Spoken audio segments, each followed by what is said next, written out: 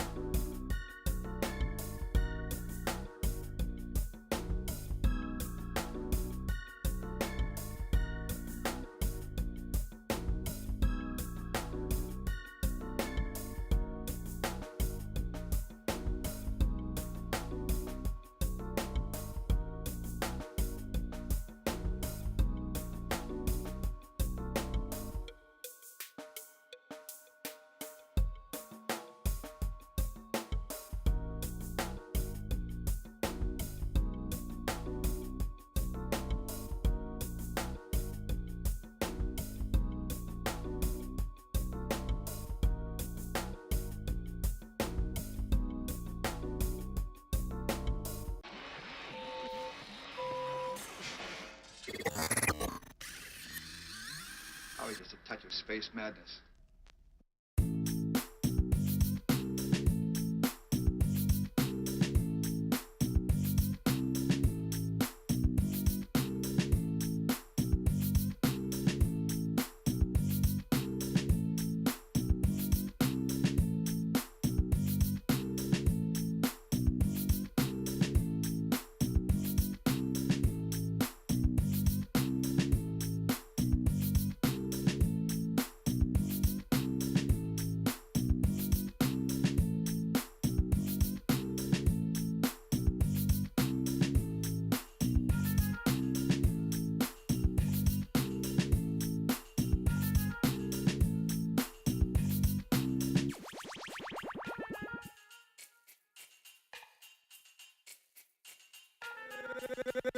Gangsta Boogie.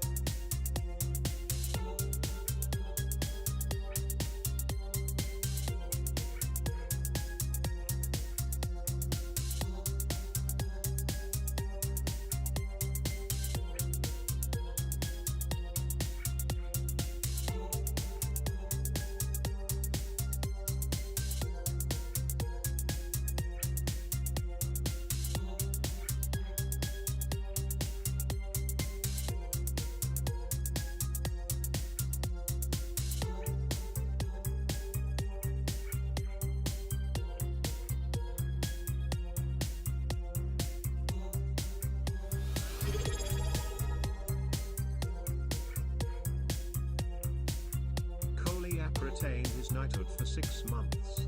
Hello everyone.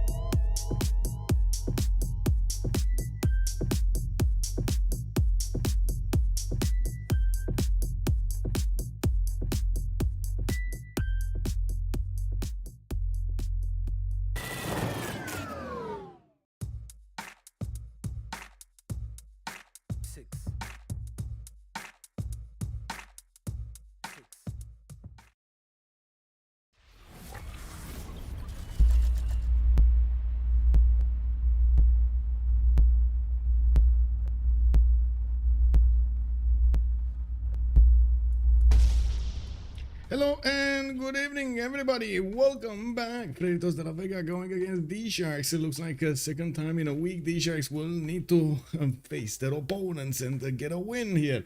I want to say hello, Monstrat. Good evening, sir. Glad to see you're feeling better. Also, Jargonot. Good evening, sir, and welcome. Keep asking those questions. We were talking about the Diplo victory over here. I do want to thank the chat for responding. Thunderius, also good evening, sir, and welcome. Snakeus, good evening, sir, and welcome. Koliap, thank you so much appreciated for the sub. Thank you so much, sir. Also, I do notice. Give me a second. Colorado, good evening, sir, and welcome. I do want to put up on the screen here so you can see what's going on. They're going on through the map choices, and we actually got in time this time. It is what it is. I managed to actually synchronize. Well, it was a 30-second difference, but it was close. It was very close. Anyway. I do want to say also hello, Dragon Zakimbo. Good evening, sir, and welcome. I did also see Yuri Goes. Hello there, sir, and welcome. Mustrat, thank you so much for picking up that first promotion. Thank you, sir. I do want to also say hello to YouTube. How is everybody doing on YouTube? Good evening, sirs, and welcome. I do hope you're gonna have a good time with me tonight. In time, yeah, we're in time. Let's talk about the choices here. Freritos de la Vega, left side. We do have right side DShark. And as you can see there on the last map choice, Rich Highlands on Pangea Standard. Rich Highlands or Pangea Standard. This is the hard one. Both teams, I mean, I'm pretty sure DSharks would actually want a bit more of a... Okay, there we go. Never mind. A bit more than a simming. I was thinking of a simming mat, but then exactly when I was saying it, they actually chose to go for Pangea Standard. So get ready, guys. We're gonna have quite a bit of action, and we're gonna have quite a bit of simming. That's definitely gonna be quite a bit of subjects to talk about in this game. Also, I do see Rich Islands is just much with more resources or more resources basically. Also, Valentine's Day stream. It will be a friendly game, I'm sure. Yeah, probably. Yeah, very friendly. It is what it is, you know. I didn't even know it's Valentine's Day, by the way. Can you imagine? Wow, I didn't even know that. Anyway, let me actually take a quick peek over here on the map choice. Since they did choose Pangea, we're gonna write Pangea over here in the stream, so everybody knows. And I do want to scroll down on the chats so I can actually see what's going on. Give me a second. Did I? Oh, I see. Okay. Yeah, there we go. Friendly game on a Pangea map, exactly. Well, we're gonna need to see them starting to ban these civilizations as usual. This is the CivFR Squadrons, so we're gonna have the extra 2 bans for each team. They are being decided after the map has been chosen, so they're not really called play games, are they? We do have them Cleopatra Ptolemaic on Freritos de la Vega being taken out, and Rome, while on the other side Byzantium and Gandhi have been taken down by the Sharks. Pangea Standard Ridges most of the time is being played with land civilizations. We will need to see if they're gonna try to get also some of those religious civilizations. It's been a while, but maybe you know, we might see some comedian play over here. Or are they gonna want to be aggressive? We've seen yesterday how it does matter quite a bit to actually go against your opponent, even if you don't have that much, to try to slow him down. You know, we did have those galleys just running around everywhere on the map trying to get the pillages. Also, Gandhi getting too many bans in the last period. Yeah, definitely a strong civilization here amongst Gandhi. Vietnam is also going to be banned by Freritos de la Vega. I do also want to point out Freritos is going to need to set the tone for the game. After the next 5 bans are going to be chosen, they're going to have the first pick, and then the Sharks will going to get another 2 picks on the other side. We do need to see what they're going to go for here and how they will approach the ban phase. It does seem like they're going to go for land civilizations mostly to ban. Of course, we do have still the 2 Persias. We got Sumeria, we got also the other Cleopatra, Egypt, that we've seen it being well, not really favored, but on the same level of pick rate, I would say, with Cleopatra Ptolemaic. Of course, I don't have the actual numbers, just my impression of how many times we've seen it actually being picked in the games. Well, we do have, of course, Montezuma for them. Multiple times we've seen how Montezuma can shine. Seamers like Cree, not to mention the Greases that are going to be available available for them. Okay, so let's see. Are they gonna take out these very atrocious civilizations like those like Scythia, or they're gonna take out Gaul? Are they gonna take out Montezuma? Like how are they gonna approach this? Because yes, definitely Sumeria over here. We wouldn't really call it a war civ right now. It's more it definitely can help with that the spread of the experience. You've seen yesterday how much it mattered, but other than that, we don't see him winning those games at the early stage with those war cards anymore. He does need to do some simming before he does anything else. We do have also Julius Caesar being picked up as a ban here by Freritos de la Vega, while on the right side the DSharks are gonna start thinking. Hello there, papas, and good evening, sir. Let's see, Muzdra, for example, some civs have no movement penalty on hills. Yes, exactly. Well, some civs, or I would say actually some units, like the Oromos were, or Kevsurs, for example. Kevsurs right now don't have the movement penalty, so they haven't balanced anything in this mode related to moving. There were some balance changes to wonders, for example, if I'm not mistaken. Matterhorn, for example, has been changed and so on.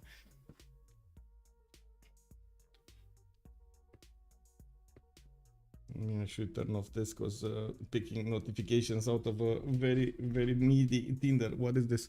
Matthias Corvinus has also been taken down by the Sharks on the right side, and yes, we do need to see Freritos de la Vega actually getting their last ban here before they're gonna go into the big phase. Remember, they get one and then their opponents get two, so it needs to be a very important one, you know. And let's actually check out also how they're gonna get the balance between getting the simming done, getting the gold done, and also at the same time getting some war units out. I'm pretty sure they're gonna need a decent amount of gold, and it will matter quite a bit between them. Julius ban, yes, Julius ban actually starting to catch up more bans here. Julius Caesar and Rome, actually both of them are catching up so many bans. Well, the other Cleopatra has also been taken down. It looks like Freritos are not taking any chances for that extra gold to creep into their opponent's grasp. On the right side, the Sharks are gonna need to pick their last ban also, and again it does matter quite a bit. I'm actually quite curious who is in the game right now. So we do have let's see, from the Sharks we got People, we got Josie, we got Apology, and then we do have Homefontaine from them. While on the other side, on Freritos de la Vega, we got JR, we got Fiersos, T-Tube, and Tiris. Okay, so I would imagine, let me actually swap with People over here. There we go. I would imagine we might see some goal gameplay here. Is that JR? With the whoa, okay, they banned actually Chandra. They banned Scythia and picked Chandragupta on Freritos de la Vega. Chandragupta first pick. I feel some Varus incoming, man. Oh, okay. Well, I guess this is gonna be fun. Chandragupta, well, definitely we're gonna need to see his spawn, and his neighbors are gonna need to know where he is. Shaka, is Shaka incoming? Maybe. Titio, bonsoir, tout le monde. Hello there, Salty Capybara. Good evening, ma'am. Since the new BBG update, wait, I barely saw any Sweden picks. Yeah, we didn't really saw Sweden anymore. The other day I played the Sumeria with min distance Matterhorn. Those donkeys were flying. Yeah, oh, I can imagine that. Okay, so 2 picks from the Sharks. They are thinking quite deeply about this. With 10 more seconds to go, we do need to see the Sharks picking up their first civ and then immediately their second one. Montezuma is going to be chosen by the Sharks, and yeah, I mean, there's quite a bit of potential. We do need to see the continent split on Big Zuma here, and they do need to pick another civilization. Another one. What are they going to go for? A simmer, a damage dealer? Are they gonna go for a gold generator? Like gold? Is it gonna be something else out of the box? Maybe, like chat was saying, maybe some Sweden gameplay. We're gonna see some Sweden gameplay.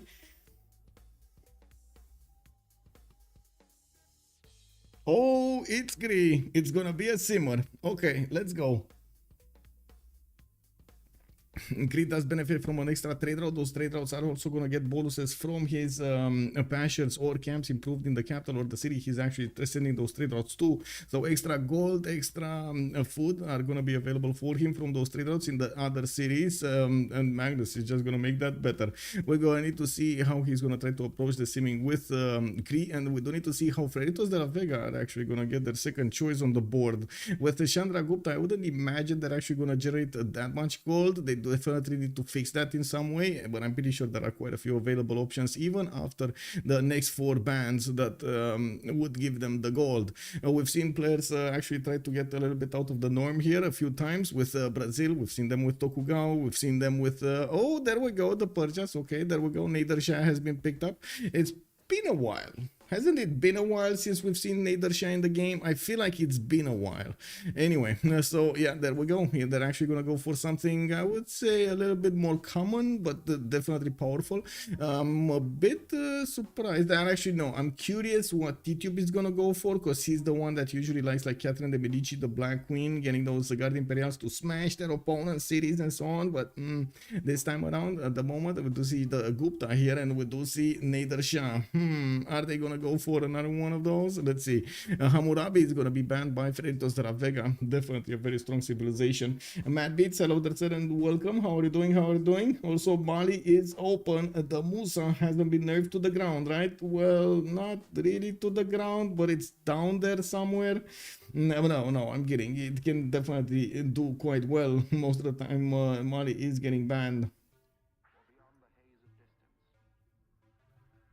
Not that much in teamers though. They don't pick him that much. Actually, that's a good question. I might need to find that out. I'm gonna find out an FFA to try that out. Today I tested out something with Tamar and yeah, no, need something else. Oh, I mean, I totally get it. The 5th, the 6th, the 7th city, 8th city weren't that good, but still, man. Oh my god. Anyway, yeah, we got Macedon here being picked up as a ban by Freritos, and on the right side, the Sharks are gonna put their last ban on the board in just a few seconds. We do need to see if they're gonna manage to get a civilization away from Freritos. Don't allow them to pick something that they do favor.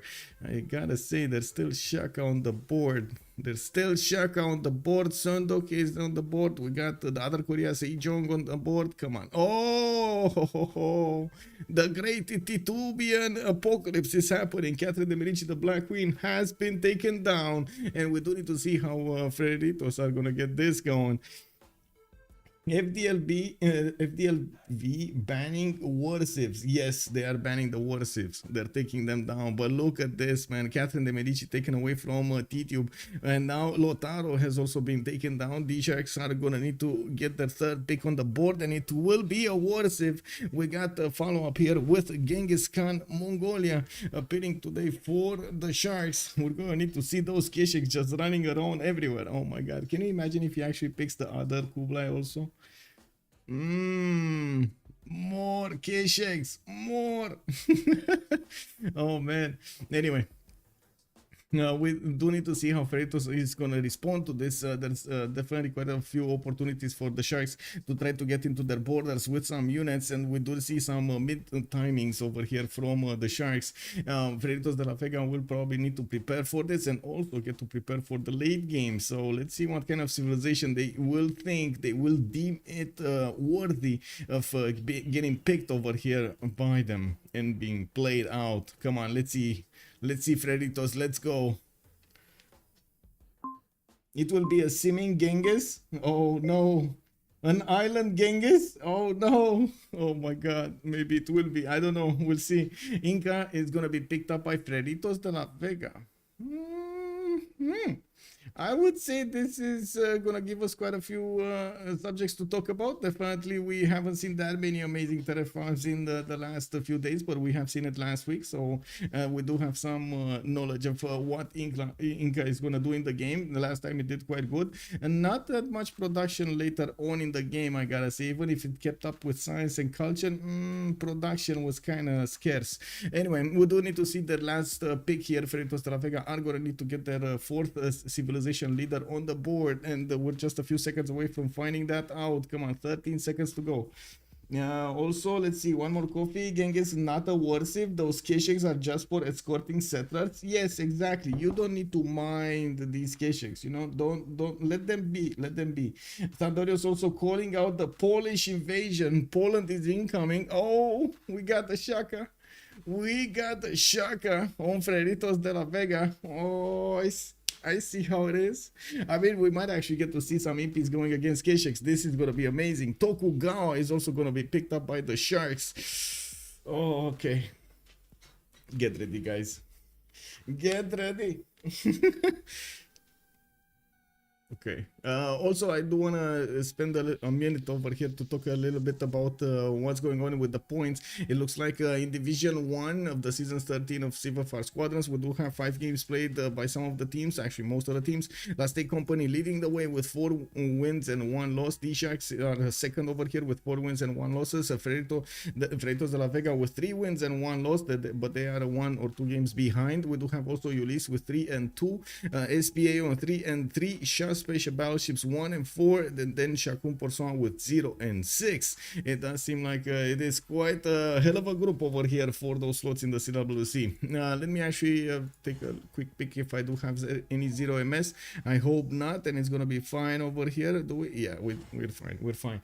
Shakun Porson most consistent. Yes, I would say. Actually, I was remembered something. Wait, Rambling Man for 20. Sorry if you explained before, but why can't I watch the password that was on Twitch anymore? Because I'm saving them anyway on YouTube, and I do a little bit more work on YouTube. I put chapters, for example, so you can immediately skip to the beginning of the game or the different maps that were, so you can see them, the end of the game, like the victory screen and so on. And I was thinking like a few more ideas, but I want to keep it simple and kind of like stupid at the beginning, so I do let it run its course organically. You can find them on my YouTube all of the time, like those are getting up like a few hours after I finish the stream or something like this. Also, good evening, sir, and welcome. Give me a second so I can actually put up. So first things first, let's actually move this here, and let's put this. Let's turn this off, and then we do need to put up the prediction, right? So prediction, different dashboard. For how many remaps? We got possible answer 0, 1, and 2. Submission period for 10 minutes. Okay, let's get this going.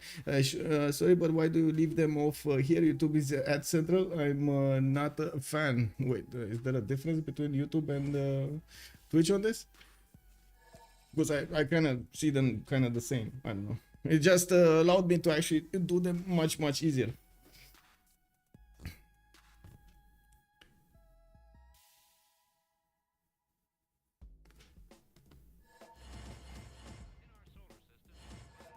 Oh, ridges. They need to pick up the ridges.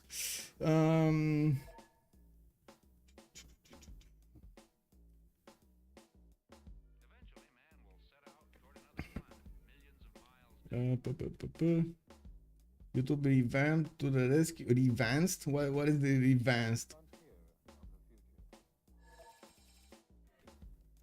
Oh, I think I need to ready up.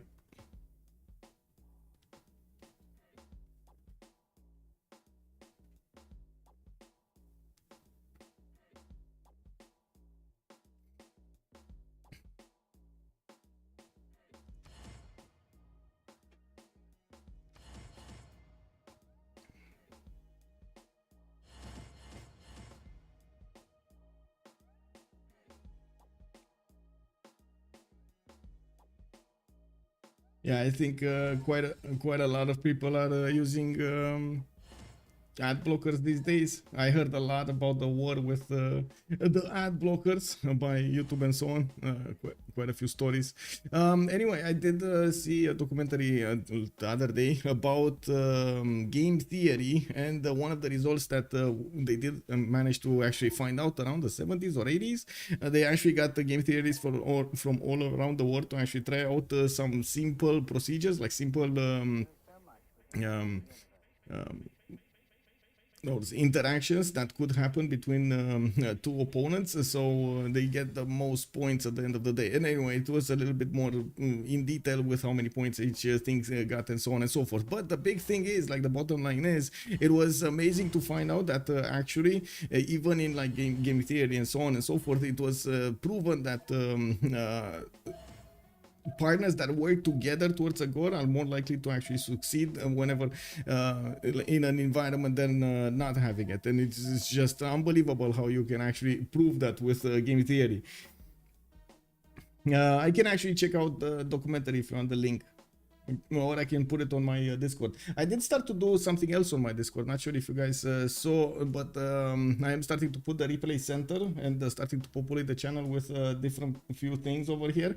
There we go. We got the CivFR Squadrons SPA versus DShark, the last game that we watched, and you can see the GIF over here. Also the link to the YouTube video, the same over here, and so on and so forth. I'm gonna try to keep this updated with all of the games that we have. So basically, I'm thinking this would be kind of the trailer of the video. Now, funny thing is, YouTube does allow me to add trailers to, for example, like the live streams that are gonna be upcoming, but for some reason it doesn't allow me to actually upload them separately, like attach them to the video. I don't know, I don't understand why, and they need to be uploaded separately, and it's kind of weird because I don't really want to, like, you know, get a lot of custom made trailers for the next stream and so on and so forth.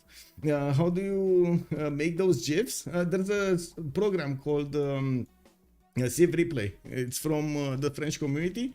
This one, wait, this, you see, wait, this one. Anyway, I can actually give the link whenever I'm gonna, I can give it on Discord. I can put it on Discord over there in the same channel.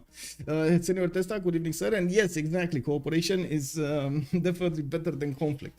Okay, so let's see what's going on the map over here. We do have people on the left side. It does seem like the setter is still finding his way towards setter spot. He's probably debating if he's gonna stay in place or actually no, he can debate multiple places. Nah, I wouldn't really call the east side that debatable. He's gonna need to spend a lot of gold to get another 2-2 over there in that city center, but at least he's gonna get the cattle. Now we do have him also with probably one big continent over here. It is kind of a peninsula, and I'm pretty sure, yeah, there we go, we see the color change. This is one big continent. It's gonna be quite hard for him to get extra amenities from somewhere else, especially since on the other coast we do have somebody, and he also has somebody to fight in his south. Or is it an ally? No, it's somebody to fight. This is gonna be a cage fight on the west side between Montezuma and Titube's Nader Shah. We do have him moving on the cattle and settling on the cattle tile on Tenochtitlan. He's gonna get the fresh water from the lake, and I do see him getting his scout out in 3, moving his eagle warrior towards the south, where he will find out about Mexico City's warriors, and he's gonna try to turn them into builders. Now, well, we do have Mashad here also getting his scout out in 3, and I do notice his warrior is starting to go towards the south. He's gonna quickly find out that's a lot of coaster, and we do see him like 1 or 2 tiles over here to the south and to the southeast to settle. I'm pretty sure he's also going to want a city here in the north, where he's going to get the fresh water from the lake, and we do have him also with quite a few of these resources to work. I do have to say, well, not that many resources, but anyway, you know what I mean. I do have to say, we do have on the other coast Tokugawa, and Tokyo might actually protect his next door ally here, Montezuma, so they can trade on the water through this ocean of theirs. And I'm pretty sure Mashad is gonna be a third party to this action. We do need to see if they're gonna manage to keep Mashad in check, especially since they can actually push him either on land or both on land and on water. Hello there, Heinig Dave. Good day, sir, and welcome. Now, how do you make those? I see 5-6 amenities for Aztec, Amber, Ivory. Wait. 6 amenities for Aztec? That's amazing. Let me actually take a quick peek over here. What do we have? We do have pearls. I see amber. That's 2. Wine, it's 3. We do have turtles over here. 4, 5 with the ivory. And what's the 6th one? Did you see it's a 6th one somewhere? Wine. Is there a 6th one? I see 5. Yeah, there's 5. Probably one more amenity on the same continent. Of course, he can actually get the extra amenity from Coleos. Or what's the merchant called, right? Let's actually take a look on Cree. We do have Lamor. We do have Apology getting his Occitan in 2 turns, and I do notice he's gonna get quite a bit of territory here to settle. Not amazing cities, I gotta say. This is not looking amazing. And also his capital does have 2-3 pastures, 1, 2, 3 that he could improve, and also a deer tile that he's gonna get to improve here on the right side if it doesn't blow up. And especially this volcano next to it is posing quite a bit of a danger here for the health of that deer. And we do have him, of course, with quite a bit of gold and food that he's gonna get from those internal trade routes, and getting his Occitan is gonna give him the vision necessary for the east, for the north. Also, Rafifi, bonsoir, monsieur, bienvenue, labor, the love, I see. MS Doll, good evening, sir, and welcome. Hello there, hello. We do have Saint Valentine over here. Homefontaine is gonna get the second scout out in 2 turns, and by the looks of it, he's also gonna have Gandhi on the west. We actually skipped Gandhi. Oh no, we skipped Freritos here. Well, Gandhi on the west side, that's gonna be not Gandhi. Sorry, that's not Gandhi. That's Chandragupta. That's the Gupta over here on his west side. Then we do have him in a war position. I'm pretty sure they can actually go against each other with horses. That's how close they are, and we do need to see if they're gonna meet each other actually, because this scout might not actually go to the west. I would hope so, but let's see. They do have 5 more turns to actually do the moves, so they can discover each other. And yes, Panda's scout is moving to the east side. I'm actually quite curious if he's gonna switch on the wheat and then keep on moving or not. Okay, we do have a setter out in 5 turns from Firsos, and he did get a dice tile in the capital, but doesn't have extra food from somewhere else. I'm thinking he's probably not gonna want to get that extra face generation going like this. Not like this, not like this. That lack of food is quite a problem. Getting his settler out in 5 has quite a few horses actually. 1, 2, 3, 4, 5 tiles of horses next to his cities. Okay, and he's probably gonna go, well, is he gonna go coastal? I'm not sure. He might actually just put it next to the horses and be done with it, but that's gonna be, well, he's gonna need animal husbandry, and well, he's not gonna go immediately for animal husbandry, so might not know. Anyway, we do have to take a look at Dulundi here. We do have him with a settler coming up in 4 turns, and I do see Cocos to the north on that settle. Now he also has a J settle to the west side if he wants another amenity, and we do have him with a city state on the east side. A relatively easy one to take over. Vatican City, non-fresh, not really great, but it is what it is. We do have him also with a decent amount of floodplains, which I'm pretty sure he's gonna stay away from. To the northeast, I do notice Inca is gonna be there between the mountains. They are allies, and they might actually get to set up some trade routes between them with the Capagnans, the special tunnel that Inca does benefit from in the early stages of the game. Did I close this? Yes. Oh, I do need to put up the team labels, but right after this. We do have Cusco getting his 5-2 terrace farm next to the mountains here, and I do notice he's moving towards another tile towards the south while he's getting a settler out in 3 turns. We do have him with multiple possible settlers between these mountains. We do need to see if he's gonna stay here. I would assume so. I would assume he's gonna want to stay between the mountains and not actually go towards the northeast, but rather go into the south here, where he does have his warrior starting to discover what's going on.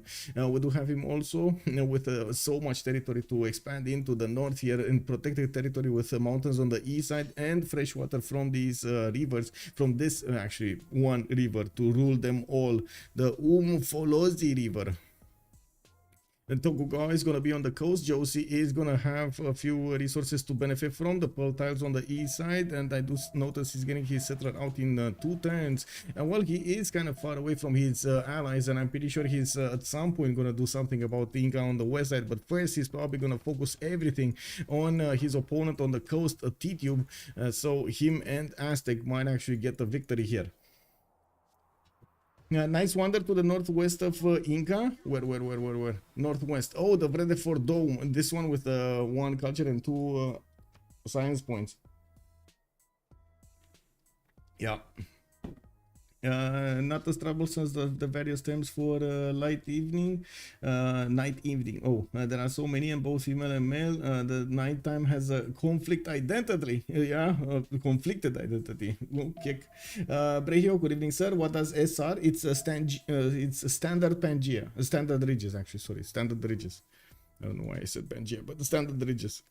No, there we go. We got the remap going on, and we do need to see if they're going to want to keep this map. They did declare war, so they do know about each other's positions here, or most of it. I do notice in the middle we do have Genghis Khan with Kree. Okay, not ideal, but they can actually catch in a pincer how to say, in the south over here with Aztec and the Tokugawa. Nader Shah is on that coast. They don't know about him actually. Do they know about him? I don't think there's any. Oh, they do know because there's minus loyalty here to the southwest of Aztec. I'm pretty sure they can see it. Over here they do not know. Do they know? They probably know about the -2 here.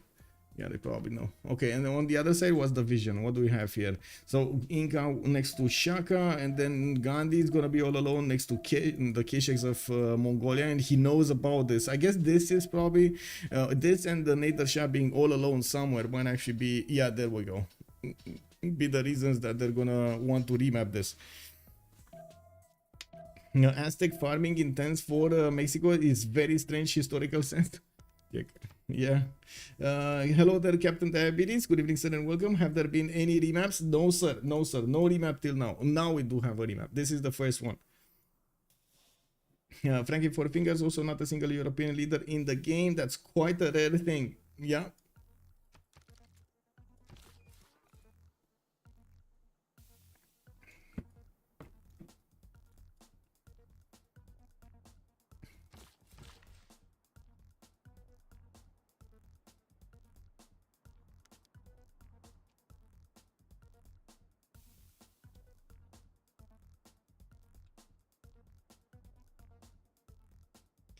That's Aztec loyalty to observer. On the north, you mean? On the north of Japan? You think it would have crossed so much into the west? Oh, you mean into the south of Aztec over there? Yeah, but he sees the other one also, I believe. There was a point in which they could have seen, or maybe I'm mistaken. That maybe you're right. Maybe you're right. Now begins your greatest quest. From this early cradle of civilization on to... No, just Freritos de la Vega used. Or at least that's what I saw, right? We did have some yays, but I think we had some no's actually on DShark. So I think they still keep this. Oh my god. Guys, free sim Zulu on an island on Pangea standard ridges. Maybe they should have kept the first map. Oh my god, oh my god, oh my god. Anyway, we got Inca here also in the south with a decent amount of mountains. Okay.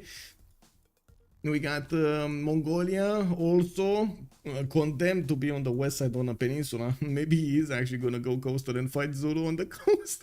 I mean, you know, neither of them have bonuses here, so might as well, you know, be on equal terms. You do have Inca also getting a lot of food. I do see he's gonna be full of sheep tiles here, and I do see some bananas. He's gonna get some quarries from the marble tiles, and we do need to see him his pantheon. What is he gonna choose here? Lake Victoria to the east. We got Mickey Civ6 here with the mountains. Okay, well, I think actually I diverted from the new standard of actually getting the explanations here. So we're gonna start up with the teams on the top side of the screen. I'm gonna put up the team labels. So we do have on the left side, for example, DShark. And on the right side, we're gonna have big Freritos, which seem they like to be called FDLV now, you know, FDLV. There we go, Freritos de la Vega. And now we're gonna talk about them, about their spawns per team. So we got Josie here with Tokugawa. We got Tokyo benefiting from some Civ tiles, but that's losing an extra point of production. So I'm pretty sure he's not really going to be that happy with it. Getting the scout out in 3 turns so he can discover his territory. While he is going to have a decent amount of coast here to go for, we do have him also with some inland cities that he could go for. I wouldn't really call this amazing land, but I guess he can work it. He can work it, like a city there on the right, another city somewhere around here. I would assume around here somewhere. Yeah, he can work it. It is what it is. The southeast is kind of bleak. So anyway, we do need to take a look at Genghis Khan. Genghis Khan being on the west side of the map here. We do have him with no opponent next to him. It's very, very far away. It's going to be Tiri. It's quite on the east side. And I'm pretty sure with the one-time chokes, he's not actually going to get those Kesheks in. He's going to need to prepare himself for a long-term simming procedure here. Homefontaine also benefits from a scout in 3 turns. He did settle a 2-2 tile while he's working a 3-1 sugar tile. And I would imagine he's going to want to get animal husbandry as quickly as possible. Maybe there are some horses somewhere. Wait, I desynced? Okay. Is it possible to plant woods on a lux tile? No, it's not, unfortunately. 14,000. Good evening, sir, and welcome. Japan will be on an inland sea, though. Let's see. If the lux can grow in woods, yes. I don't think you can actually put them. I don't think you can improve them with woods, but I guess I can. I would be quite happy to stand corrected here. Okay, so what do we have here? Still not more production than he had before. We do have him with the horses to the north that he needs to discover, and also a 2-2 sheep tile to the northeast. Definitely will need to get irrigation here as quickly as possible to get some of these sugar tiles working with the extra point of production, not to mention improving his horse tiles. We do have him with a decent freshwater settle. I would say west, north, east, south, or are viable settles. Not all of them are very good though. I'm just saying they're viable, not very good. We do need to take a look also on Cree. As we've seen before, he does have a few pastures here, and I do see a camp. 1, 2, 3, 4 pastures that could actually be acquired if this volcano is not going to explode, and I guess, you know, make a quick stew out of those cattle tiles. Now we do have Ochitaus coming up in 4 turns from Ixivochik, and I do notice his warrior is moving towards the west side. He's gonna get the coast, and he's probably gonna figure out the Krakatoa is also in that north of his. We do have him with quite a bit of distance between him and his opponent Chandragupta. Freritos is going to be behind these rivers and behind these hills with mountains. I would imagine this one tile choke separating them is going to be quite a point of contention between them. I also want to quickly take a quick peek on this. Give me a second so I can figure out if all the buttons have been pressed in the correct order. There we go. 1, 2, 2. Okay, there we go. 3. Stuart McCoy, hello there, sir, and welcome. Shivon, good evening, sir. How many CWC slots for CivFR? I think it's, if I'm not mistaken, it's 4 or 5. Stuart McCoy, good evening, sir. Hello, hello. Which team selection do we need to think is best here? That's actually a big question. Both of them are in Division 1 from CivFR. Probably it's Freritos that has the biggest brand here, but we do need to see that because the Sharks did actually learn quite a bit in the last period. Urek, good evening, sir, and welcome. There was a list with, how to say, the slots at some point, but I don't know it on top of my head. Give me a second. I'm gonna need to actually go through quite a few channels to figure it out.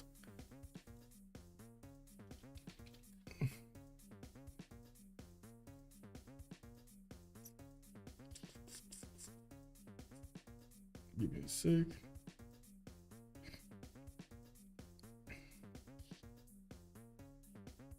Yeah, it's 4. It's 4. So CPL has 4 plus 1, CivFR has 4, plus a possible 1 from the wildcard. I once had a game when I chopped a Tundra Spice tile and later I needed for a park and lacked the peel. I replanted the woods if I am not mistaken. Oh, that would be actually very interesting information over there. Just plant the woods on every lux. Anyway, we do have them getting his Cree his Ochitaus in 2 turns, and I do notice he's gonna get quite a bit of food from the bananas. He does need to improve them. Talking about some plantations here. We do have him also with possible cities between the mountains on the east and the south, and I would imagine he is going to want to grab this one tile choke and keep it safe for his sim here. And we do have him also in the south with Cusco, but that's quite far away for him to actually interact with Inga at the early stage of the game. Maybe later, we don't know. Pipo is also going to be somewhere around here to the southeast of Chandragupta next to Firsos, and it looks like he's also going to get the coastal settle with possible... No, not really. I was thinking maybe, you know, there's also coast here, but no. What is going on here? Why are we... Oh, relobby next? Okay, we're relobbying. Got it. Thanks, but I meant the civs picked. Oh, I mean 4. Okay, you do get 4 on each side. So you got 7 bans for each, and then 4 picks for each team, of course. And sometimes in some tournaments we get maybe like some auto-ban civilizations and so on. But in this tournament, if I'm not mistaken, they didn't ban anything actually. They really didn't ban anything. Uh-oh. One sec.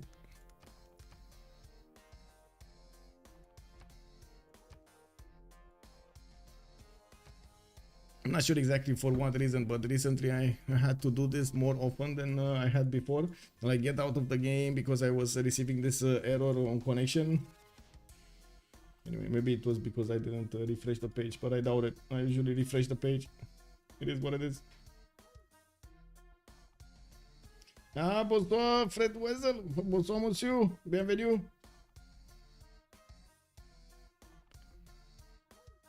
Okay, there we go. We're getting in. Everybody's getting in. And I hope we got 0 MS. Yeah, we do.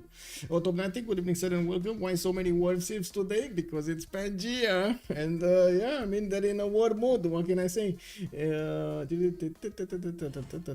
was, okay, the return of the infamous Zulu on an island. Yes, exactly. And I gotta say, automatic, we got a spawn for Zulu.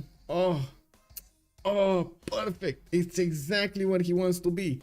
I can even imagine right now the frustration on JR, I gotta say. Like some sweat drops over here, just running down his face over there, thinking to himself, oh my god, why did I pick Zulu? You know? Because the change to Exodus is very strong. Yes, the change to Exodus is quite strong. I'm actually curious if they're gonna keep it and when is the next BBG update gonna come out. There will be at some point, I'm pretty sure.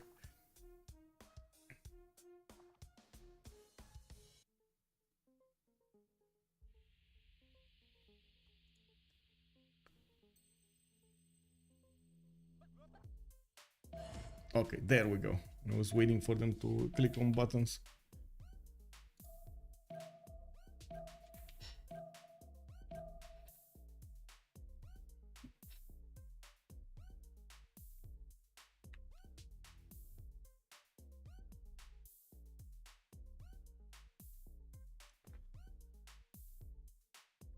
From the first stirrings of life beneath water, to the great beasts of the Stone Age, to man taking his first upright steps, you have come far. Now begins your greatest quest. From this early cradle of civilization on.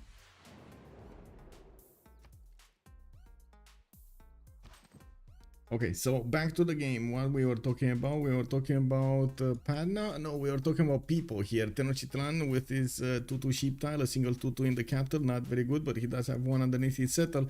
I do notice in the south he's not going to have fresh water on the coast. And actually, I'm quite curious if he's going to want to get another city on the coast or he's going to want to get the city next to these resources on the west side. I would assume he's going to want to get one on this coal tile and also benefit from the +4 campus on the deer, which he does get 2 chops from. Unfortunately, not a lot of food on this territory, and of course getting these incense tiles would actually be quite valuable.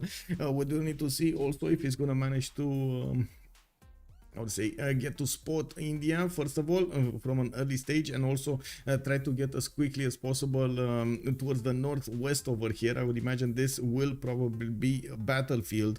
I don't think they're gonna go around. I don't think they're gonna go towards the south. I think they're just gonna go through the middle. Now we do need to see also his scouts, and of course if they do see each other before the first era, so we do know if the decision to remap was because of this or something else, or of course added to something else.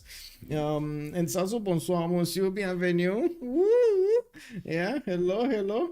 We got Josie going for his Hattians to the northwest, and I do notice he's also gonna get Tokyo. Wait, this is not Josie. This is Josie. No, this is Josie. Okay, we did already talk about him. Let's not actually come back to Japan here for at least a few more minutes. JR is gonna be the one on the island.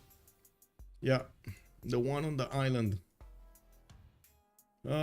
Oh well, at least he has Mitra and Mogadishu on the same island. You know, there's some value in those. We do have Ulundi getting settled out in 5 turns, and I do notice he did settle on a lake and not on the coast on the southeast. He can put up quite an easy harbor over here. I'm pretty sure he can get the +2 and then maybe even use his Governor Plaza to increase its adjacency. We do need to see how he's gonna try to plan out his simming, especially around those Ikandas. We do notice he's going for mining right now and Code of Laws. While we do have him still benefiting from some deer tiles and the stone tile in the 3rd population, he's not going to work the 2 production here. He's going to need something. He's going to need something improved. He doesn't have anywhere a tile that he could buy for an extra point of production. That is kind of sad, but you know, it is what it is. The state of Shaka. the salsa. Anyway, we got Freritos here in the middle, and yes, he does have scouts coming out of his cities, but oh yeah, I do see the second one. I think the second one he actually bought. We do have him going towards the north, where he's gonna find a tiki hut, and finally his scout is going towards the west side, towards Cree. They will figure out where they stand soon enough. We do have him also getting his settler out in 2 turns. This is kind of a in the corner city, I would say. I'm not sure if he's gonna want to go for that, but you know, it is a possibility. We can see him also setting on the right tile towards the northwest, while he could just go 1 tile over for a 2-2 base. Now we do need to see also how he's gonna benefit from the south, and how in the south he will go actually towards Aztec. He's gonna need to pick a Civ to go against, right? One or the other, or defend against. He can't really do both, right? I don't think he can actually do both. Maybe Chandragupta is that famous because he can do both, but let's actually check it out in reality. I would assume we do need to get this test case going over here, and what better to see very good players getting them done. Yeah, we do have to take a look also on the other civilizations with Nader Shah. Nader Shah is going to be in a southeastern quarter of the map, and we do have him with a builder getting his pastures going. I do see 3 of them. 2 of these sheep tiles and 1 horse tile is going to be available for him in the southeast of Mashhad. His iron is going to be quite expensive though. 3rd ring tile, if he's not going to get a settle there to the southeast on the stone tile, oh, that's gonna hurt his pockets very much so, very much so. Yeah. Hey, did you guys hear, by the way, what France did with the electric cars? They actually made a service, like some sort of a service for so you can rent electric cars for 100 euros a month. Can you imagine this, renting a car for 100 euros a month? I was like, whoa, wait a second. Is this story true? Is that true? Is that, wait, guys, guys, like somebody else, maybe somebody from France needs to tell us this. Like, is this true? Because I was like left speechless. Was this a clerical error somewhere? They forgot a 0, you know, maybe 2. I don't know, man. That sounds exactly like incredibly cheap. Shirt, good evening, sir, and welcome. Yeah, unbelievable. I don't know at what price. It's probably an electric bicycle. No, it's actually a homemade, like a French-made electric car. And the problem is, check this out, guys. They actually shut down the program because they had way too many requests. Like, duh. like what? Who wouldn't want a car for 100 euros a month? You know, what is this? And the car is from Florida, probably. Lol. Not for any battery on the market, so cheap like a sheep. Yeah, I have no idea. Anyway, we got a second remap vote over here coming up soon, and we do need to see in the next 30 seconds if the Sharks are going to use the remap token. In the first one, Freritos de la Vega did put it down, and they're not going to get, oh my god, are they going to save Shaka? I think this is the biggest question. Are they gonna save Shaka? They saved Shaka. They saved JR. They did. Unbelievable. They got him out.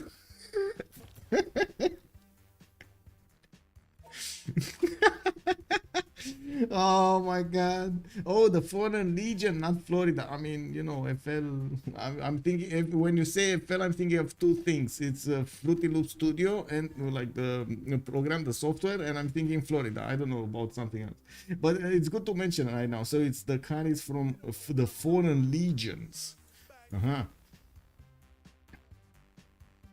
I moved to France for that. Exactly. Can you imagine? Let me see if I can electric cars France. Yeah, look, there's a story from Reuters from 2 days ago. Okay. Oh my god, so many. One sec. Okay.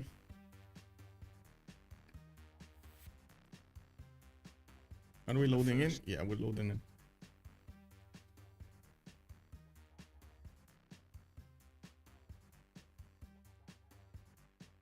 So let's check this out. Let's check this out. So we got the French government said on Monday it was halting the rest of the year program to subsidize low earners leasing an electric car after demand far exceeded initial plans. Under the program, people on less than 15,400 euros or $16,600 of annual income have since the start of 2024 been able to lease an electric vehicle for 100 or 150 euros a month. What is this, April Fools or something? Is this for real? Oh my god.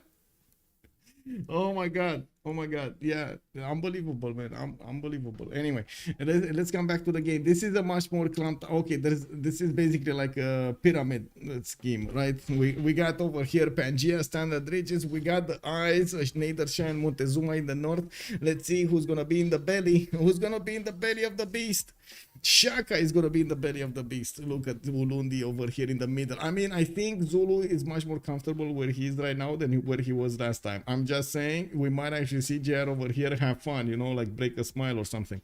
Let's see, on the west side we got Tokyo. We got him also with a scout coming up in 3 turns. We're going to need to take a look a little bit more in detail, I would say, with also his strategics, revealing his strategics. We do have him with a fish tile to the northwest, and I do notice he's growing out in 3 turns very quickly. Well, I would assume, wait, he's probably working the sheep or the banana tile. Doesn't have extra production, which is kind of a meh at this point, but I guess we're going to need to see. Now we do have him with a possible settle on the inserts towards the southwest, a much easier pantheon, and of course an extra amenity is going to be nice. Multiple cities that he could keep on settling towards the northeast, where he will also get next to Genghis Khan, get Kuchi Kuchi with Genghis Khan there, so he gets some trade routes rolling. We do have him on the southwest also with an opponent. Freritos is going to be here, and we're going to need to see when the fight is going to close in, if Freritos' units are going to manage to deal the damage against the Japanese. Tokugawa here might not like that at all. And wait a second, did I just use traders and traders with Japan in the same sentence? Oh, I'm sorry, mi scusi. Yes, I'm so sorry. I did not mean to disturb the peace. Yes, I'm sorry. Now wait, even 1,000 euro amount is relatively cheap regular lease. Relatively what? I cannot. Oh my god. So give me a second. Oh, relatively regular lease. Okay, yeah. Sorry, sarcasm. This map looks like a Doritos chip. I mean, they probably saw in Sasu, you know, get all of those Doritos in the chat over here. It kind of feels disrespected, but you're not wrong. That the pun is Zulu. Lol. Anyway, let's see his strategics. We got Tokyo here with a southeast iron tile. To the southwest, he is also gonna get a horse tile, and I do notice he's gonna need some time to actually get everything going here. I'm pretty sure he's gonna need to buy out a few tiles and hope he's gonna go for the fish. Looking at his next door neighbor, Genghis Khan, he's also ally. We do have him with Karakorum on a 1-tile lake, and we do have him also with multiple cities that he could settle all around him. I would imagine he's going to want to give a few cities here for Japan to benefit from these mountains, and that's about it. The rest of the rivers are probably going to be his. To the northeast, he's going to have his first opponent. That's going to be Nadersha, played by T-Tube. And Karakorum here does benefit from some horses, but they're quite expensive in the 3rd ring of the east of his empire. That's actually not good at all. One single horse for big Mongolia? I mean, he must have low-rolled here. Unbelievable. That's quite problematic. Anyway, we do have him also with an iron tile to the southwest in the 3rd ring. Extremely expensive resources here for Home Fontaine. Apology, gonna get Poundmaker going in the southeast. Let's throw the good luck, have fun in the chats here, and wish them luck. Mikisivochik, we do have Nochdao coming up in 2 turns. He has 1, 2, 3, 4, and a 5, and a 6 pastures. Oh, Apology is probably happy. I would assume Apology right now is very, very happy. No, it's always time for one more coffee. Yes, it is. Yes, it is. Freritos. Looks like you got your priorities in order. Oh my god. Let the puns keep on rolling, boys. We got Mixi watching getting finally his Occitan next turn, but he's gonna need to get a builder here, and I do notice he's gonna have a +4 campus. That's pretty good, with possibly another +4 over here to the southwest. And we do need to see how he's gonna try to get his next settles. I would imagine one on the east, one in the north, but we're gonna need to see him make the choice here. That's a lot of food and gold that he's gonna get from those trade routes. This is so cool for Mixivoncic. His sources are gonna be expensive though, starting in the west side, while I do notice his iron is gonna be northwest of Mixivoncic, right behind this banner over here. Oh, I do want to ask, because I did switch a little bit the microphone settings. Do you guys hear me fine? I also like try to keep it a little bit further away from my mouth, but I do want to say if you can hear me fine, because it takes me quite a bit of time to actually hear myself back, you know. Night Demon, good evening, sir. Holy 3 coal in the yeah, that is a big goal, big. Damage Emo, good evening, sir, and welcome. Thank you so much for the feedback, much appreciated. Now let's see what's the next one. We do have Montezuma here. We got people in the north, and let's see if he's happy with this. I mean, oh my God, Motlatse Canyon on the west. We got him with the diamonds in the south and the amber on the coast. Well, let's see. Tenochtitlan here. We got the settler coming up in 5 turns. He's going to need to get it on the west side there extremely quickly, and we do need to see how fast he's going to get to benefit from those faith tiles and extra culture points from the Motlatse Canyon tiles. He could directly settle on the sugar tile if he wanted to get another city on the cattle and benefit from extra ching ching. We got some Tiritian warriors also coming from the south towards him, and it looks like they just passed each other, one on different rivers over here. It is what it is, you know, the waters, you couldn't actually predict it. They still gonna find each other here through the forest. You see, sugar is bringing together 2 nations here, Aztec and Inca. That's what Swedes do, right? Wales for Aztec as well. Wales, we got Wales. Yeah, he got the Wales over here on the east side. So he has Mercury 1, Wales 2, Diamonds 3, Sugar 4. Sugar. Okay, now amber 5, right? I didn't check the amber. Did I check the amber? I don't think I checked that. 1, 2, 3, 4, 5. Yeah, okay, 5. Yeah. Oh, dice 6 dice. So 6 amenities over here. The possible damage, he is to the north of Tirits, so I'm pretty sure he can actually flex that damage against his opponent. Nadersha is going to be a bit too far away for him to be effective, but he can do that also. I do see there's quite a bit of flatland here. Even if there are a lot of tiles, you can cover them quickly with especially cav units. We do know that Aztec does have I would say an advantage when it comes to building melee units, but it's been a while since we've seen an Aztec actually use those melee units against his opponents. Next to the sugar, yes, exactly. Also, since when one continent had a chance to get the 5 to 6 amenities? No, I don't think it's just 4 amenities. The water tiles are not actually considered a continent. Yeah, they're not considered a continent. I think they have like a random chance to spawn anything. Any resource or any lux over here. It's not depending on anything. Anyway, let's move forward. JR to the southwest. We got him in the belly of the beast. He's sending his scouts to the north, and I do see his settler is coming up in 2 turns. We do also see his horses are gonna be way out of his capital here to the east side. While he is gonna need to buy that out, he's also gonna need to send a builder all the way around the mountain to improve that single horse tile that he has for so many other tiles. We got Ulundu here getting that settler next turn. He's still benefiting from the 2 tools here, the forest and the sheep tiles. While I do notice his iron is going to be to the southwest, he has some good spots for good campuses also, at least +3s here that he could keep on adding points to if he gets Gavron Plaza next to them. We do have him starting off with bronze in 9 turns, and we do see him buying out a scout while he did get his settler set in 1. Whoa, we got a new member. Attila Bragadiev, thank you so much for the follow, sir, and welcome. I mean, spice and honey, late game west, where all the boys go to test. anyway, we got Zulu here moving towards the north, and let's see, is he gonna get a Brazilian builder? He might actually get one. We got some scouts starting to get into the borders there. We do need to see when they're gonna get aggressive. Brussels does have this 2-charge builder. Unfortunately, he already built a wheat farm, and that's not that great. It is what it is. Now we got on also Freritos. Let's actually see him on the southwest. I did notice that he doesn't have a second settler, but already Tokugawa has one.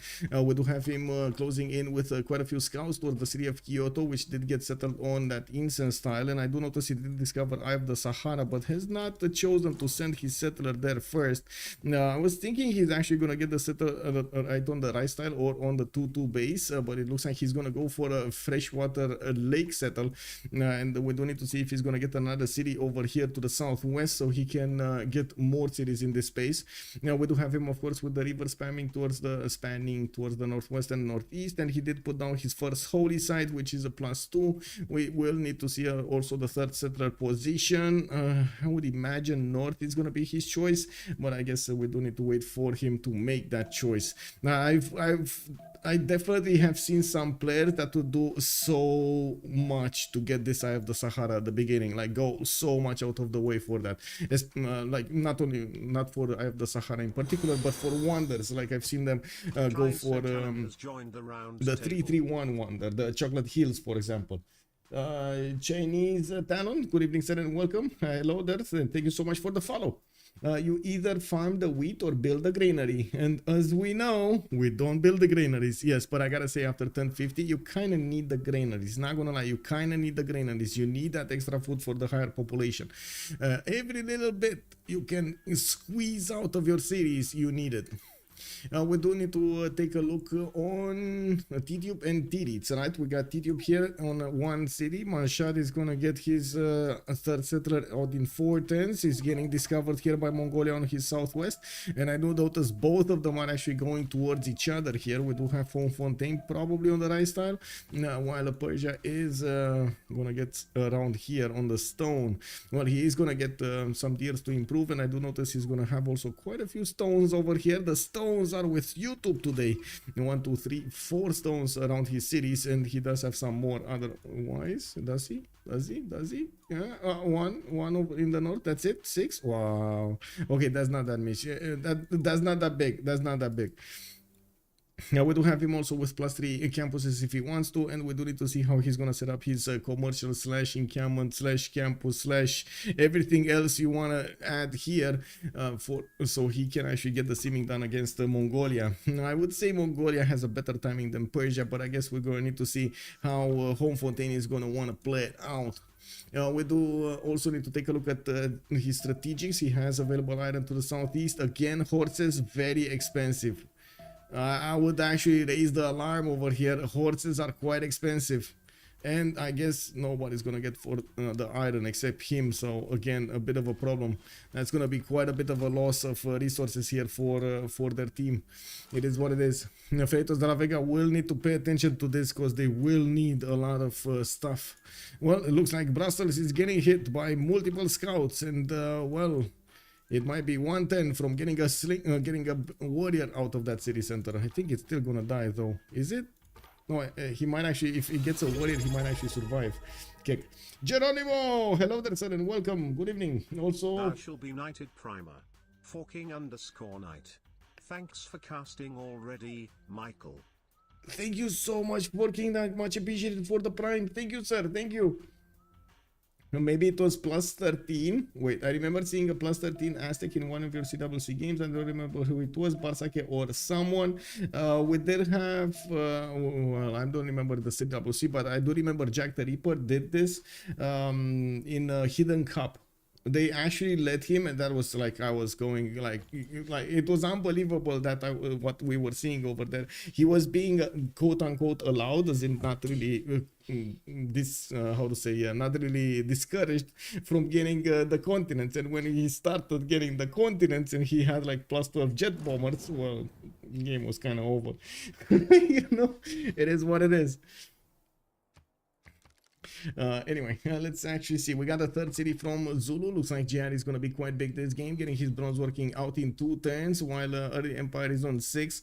In the cities of Mashhad, we do have also an exploding volcano. Looks like the game, it seems like the game algorithm for the volcanoes already discovered where the civilizations are going to get fighting, or who from the civs are going to get fighting. Persia is definitely going to fight. We do have already Brussels being taken out with his help, and we do need to see how things are going to evolve all around here. We do have also to talk about Tiritz, last but not least. We do have him with the city of Machu and a third settler coming out to the north. Cusco did get put down, and it's a +3 campus that he's building in 2 turns. He did also place one to the southwest of Machu. That's another +3, and he does need to get it out as soon as possible. I would imagine he's going for irrigation right now, especially since he's getting a builder, and he does have quite a few dice tiles and some of these how to say, some of these mercury tiles to improve. He does want to get everything going. Oh my god, 3 dice tiles in the capital here. Okay, it is what it is. City Patron got us as a pantheon, 40% towards the first district in a city. Okay, strategic resources, does he have? Okay, so this is his capital, right? Cusco is his capital. We got horses in the second ring towards the northeast, and his iron is going to be to the southwest. So he does need to improve those horses also. He's getting a third city towards another horse style, so he might be the provider of horses here for his teammates, which are going to have it, well, there is going to be quite a few problems. Ooh, I see Titium Settler is running away. Home Fontaine getting in with a warrior. They saw his chest. They saw his beard, and when he pulled out his sword, they were like, run away, and they went back into the city of Mashhad to get very, very close up with a builder and try to talk this out, see what they can do, how they can solve this. There are a lot of warriors with big muscles and big chests on the west side of Mashhad. Are they gonna get them away there? Are they gonna get to start training slingers? Maybe that's the choice. So if not, what is gonna be the problem here? Because Home Fontaine is not gonna let go of that spot, and that's also where the horse style is for Titiub. He's getting quite uncomfortable over here. I gotta say, Titiub is not happy at all. Celebratory eruption, exactly. Look at this, man. Look at this 3-to-1 tile. Beautiful. He does need to get the bronze though. I would imagine he is gonna get bronze. Yeah, there we go. Bronze working in 1, early empire in 11. How critical are luxuries and amenities in Civ6 multiplayer compared to like Civ5, where luxuries and happiness are extremely important? Very important. Extremely important. Yeah, very, very, very, very, very important. Is Jack still playing? I don't think Jack is still playing. I don't know, actually. I have no idea. Rude Fachman, good evening, sir. Twitch bullied him away. Wait, what? What do you mean Twitch bullied him away? In multiplayer, they are very important. If your team is on one continent, is the same level of bad as having no naval traders.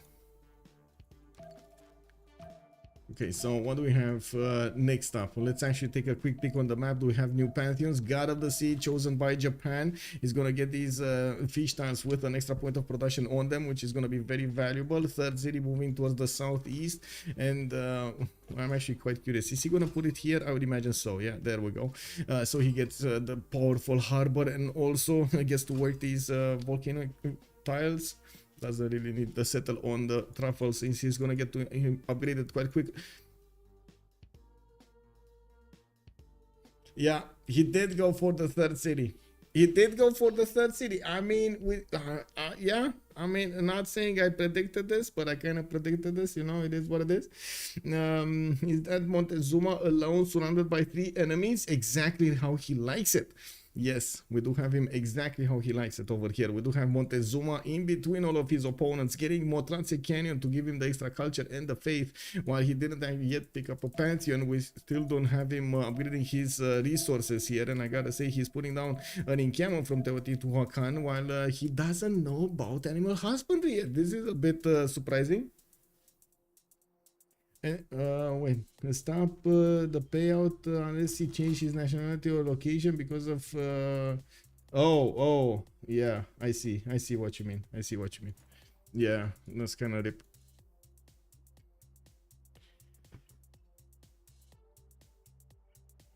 Okay, so let's talk about the city states here. We got Hattusa and Bologna with the science city states. I do see industrial zones, Singapore, Mexico City. We got Johannesburg. We do have also Vatican City, La Venta, and Armagh. But I guess we might not see that much face generation here. We do need to see. Actually, wait a second. We did see 2 people going for holy sites, didn't we? So it was Chandra Gupta here, or no, one. It was Chandra Gupta, right? He is getting the holy sites. So those are going to be very good for him, extremely valuable. La Venta, Armagh, Vatican City.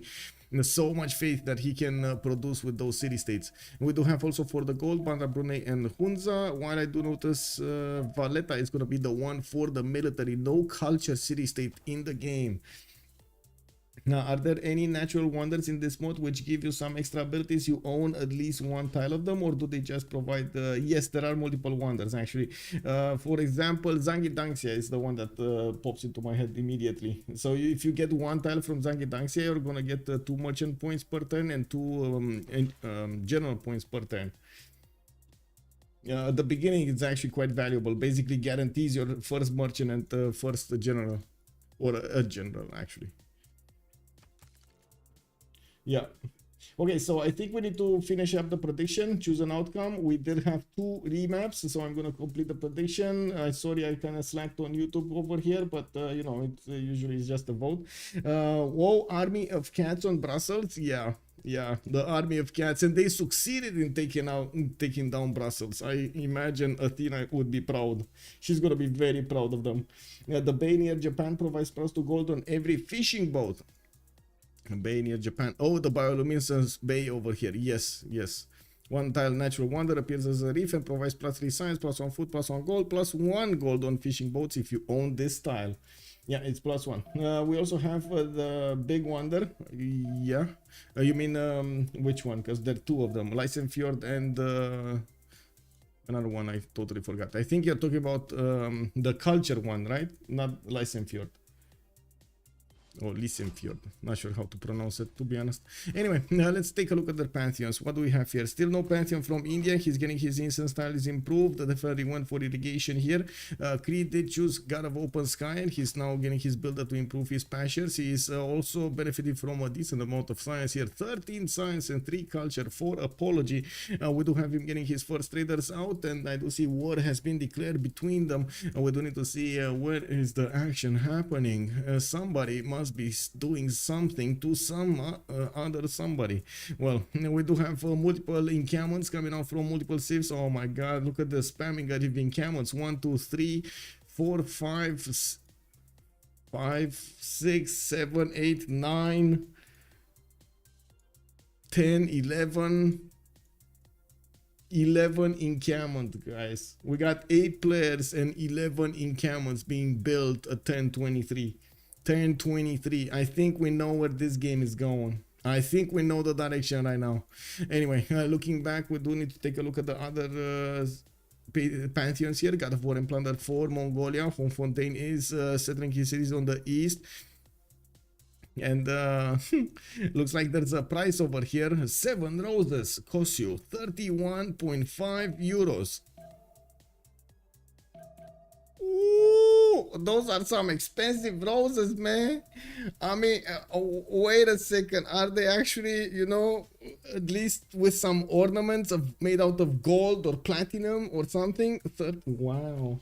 I mean, that's some inflation right here, man. Rupert, hello there, sir. Yields, yes, sir. I can.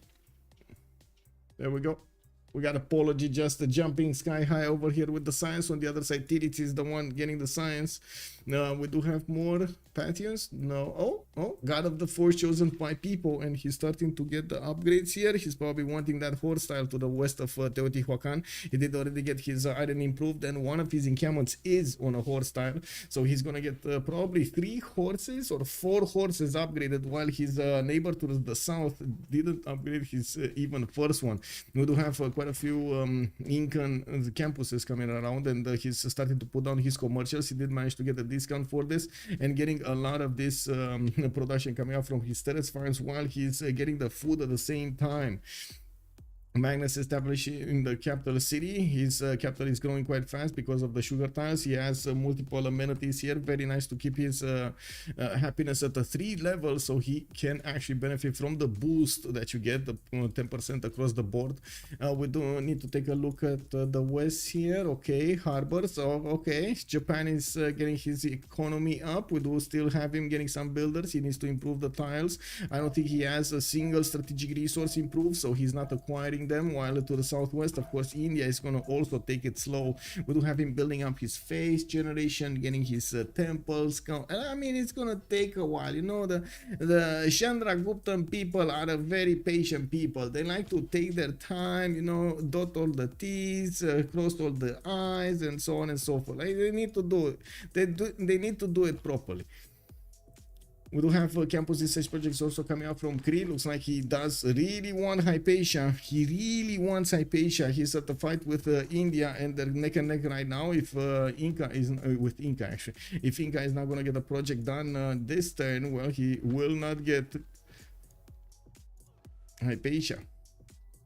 Nice Cree. Yeah, very nice Cree land. Very nice Cree land. Yes, Lolo. Good evening, sir. Okay, let me actually put up the things as they need to be here. Okay. Okay, 13 encampment put down from people, so we got 12 encampments, not 11, 12 encampments put down by the players in the game at 25. Do we have Pantheon? City Patron Goddess, right, for Aztec. No Pantheon yet for Zulu. He's starting to roll those points for the generals, 3 great general points at 10, while Aztec Persia are starting to make their own points. It's going to take a while to finish their own encampments.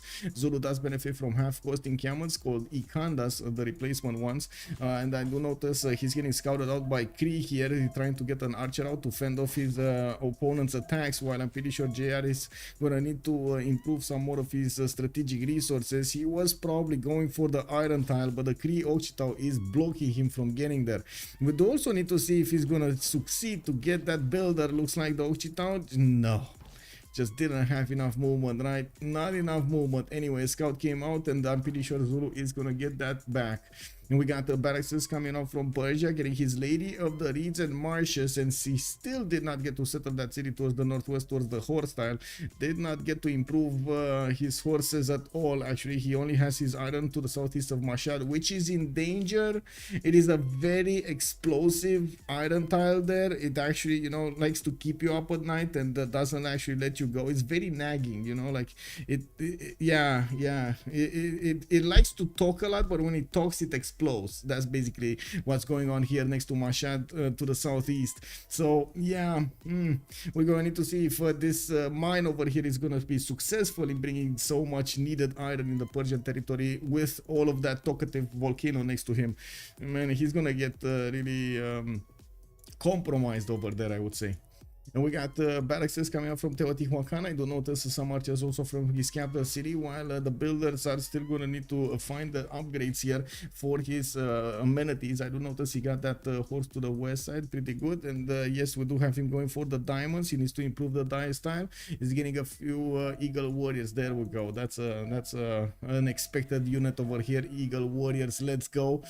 T-Tube also wanted away from iron working. It looks like in the era score screen, we do have them over the necessary points to get the golden age here. And this actually makes me wonder, why is T-Tube going so quickly for iron working? Is he gonna want to hard build all of his units here to go against Mongolia? Probably yes, but that also means he's gonna require a lot of iron that he might not get, especially since Zulu over here did not get to upgrade his. He does have another one here to the north of Quaducuza, but again, he did not get to upgrade his. And to ask somebody like Inca here to try to discover bronze working so you can get some iron in your land, that might be a problem, you know. That might be a problem.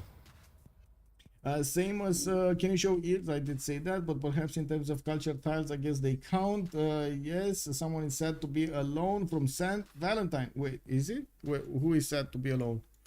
Who is sad? Who is sad? Man, we need to get a party going for this guy. Who's sad? Who's sad? Who's sad? Who said that? Who said that? Yeah. Okay, now I caught up with chat. Let's see, what do we have here? West side, west side, west side. Traders coming up from India, connecting his capital city to the front line and getting those shrines going for the face generation. Looking at the yield tab, we do have at the moment Firsos on 13 faith at 10, 14 science and 7 culture. Not bad. Getting those extra 6 science points from Agra are actually making quite a bit of a splash here. Wow, that is actually, wait, that's, yeah, that is unexpected over here. 14 science, that is so much science. Anyway, Moksha in the capital city, and we do have him with an item to upgrade here, but I'm pretty sure again he's probably not going to want to discover bronze working for some time. And we do have him going for masonry, getting state workforce, and in the meantime still trying to get his simming done, preparations for the first era.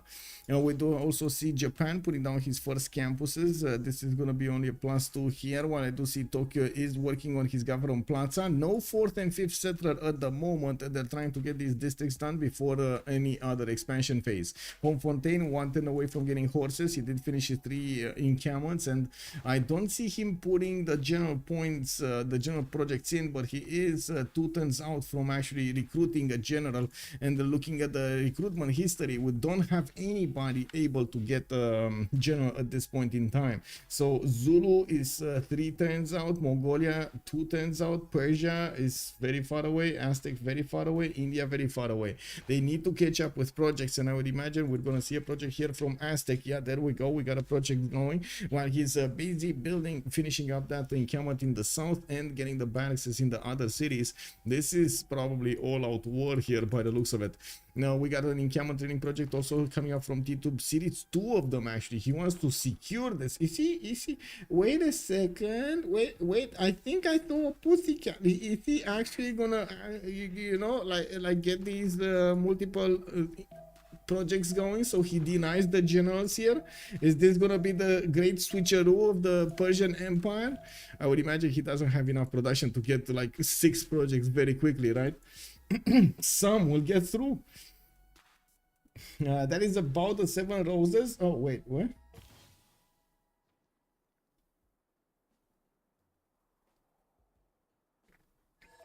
Oh, Pio Tahi. Okay. Okay. What's with the 7 roses? Oh, with the 7 roses. Oh, right. Yeah. Oh, I see what you mean now. But I wouldn't like, is that him being sad? I don't know if he's being sad or just surprised, because to be honest, you know, it is kind of a surprise over here for the price of 7 roses. Are you kidding me? Anyway, I guess it is what it is. I can't say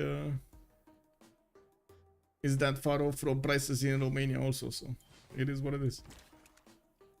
But again, can you imagine how much they cost? Oh, anyway, it is what it is. Maybe we're too old for this. I remember the days when you could buy them for like less than euro.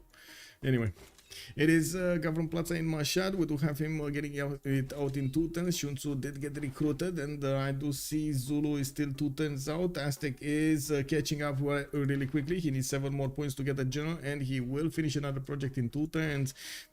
Well, I don't think he's actually gonna chop the next one. He does have an Eagle Warrior protecting his tiles. Unfortunately, oh, his iron tile got dismantled here. Inca did burn it to the ground while he wasn't watching, and people is gonna need to repair that mine. Well, now we do know where the builder is going to repair the mine.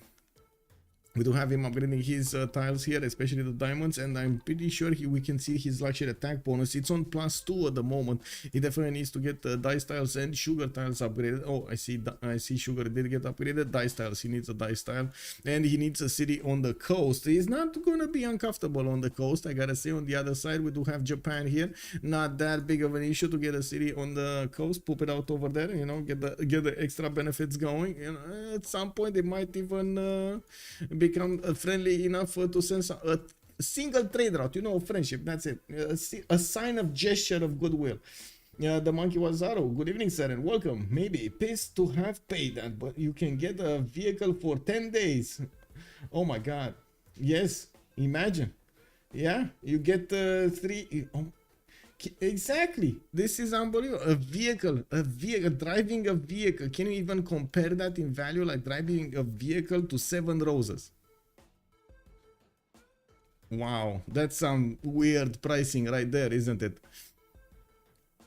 I'm telling you, man, they're making roses right now with gold inside of them. They just don't tell us, you know. Anyway, we got encampments coming out from Mongolia. It looks like Ordus coming out from Amor and his other city to the southeast. He did not choose to start building up an army yet, but he did manage to get Burica as a general, so he is prepared for anything that Persia has to throw at him.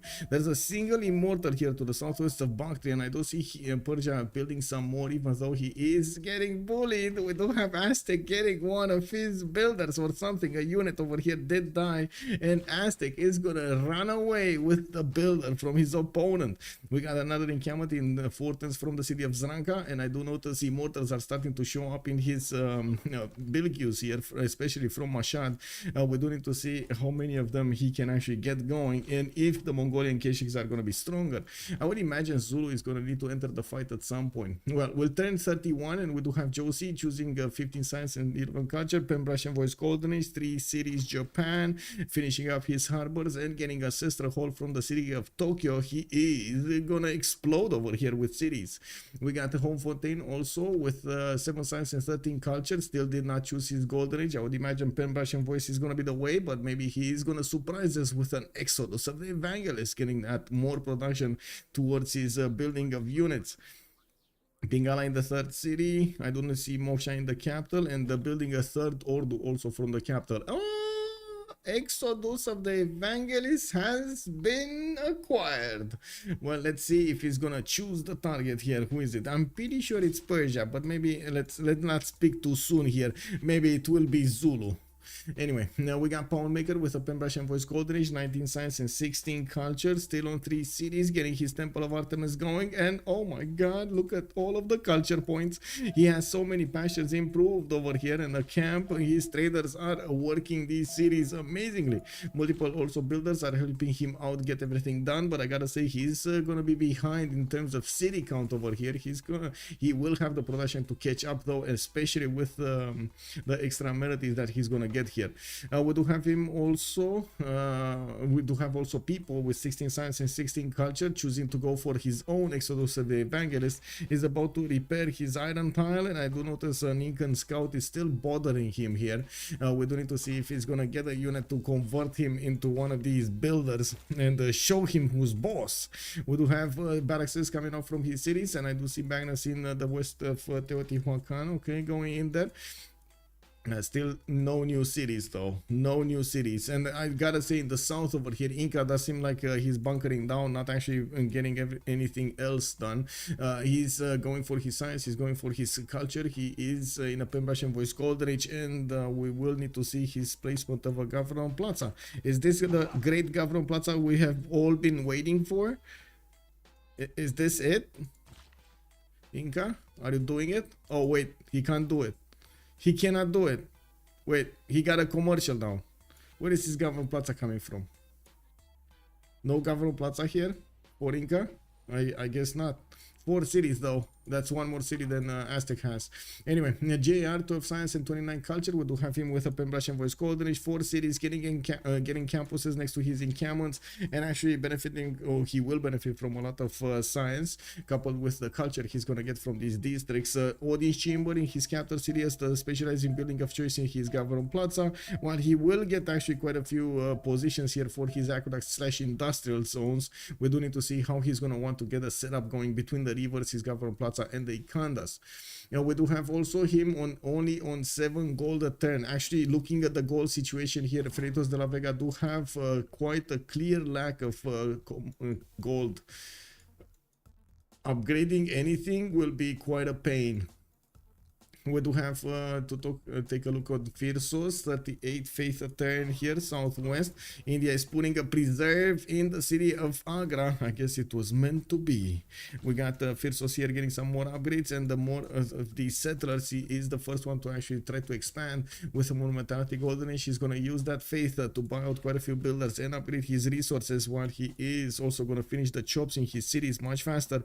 I'm pretty sure he's going to be quite happy benefiting from the instant production though those chops give him. You can see he's so happy. He's chopping out builders and deleting the population points.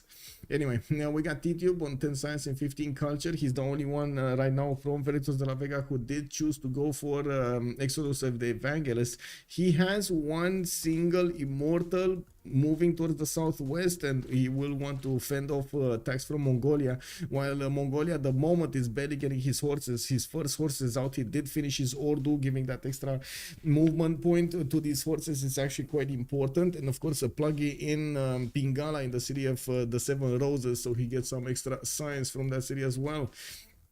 We don't have him with commercials yet, no campuses yet, but he does have the population point to put them down. We do need to see how he's going to try to get that extra advantage going from these armies, and when he's going to switch towards making some more cities.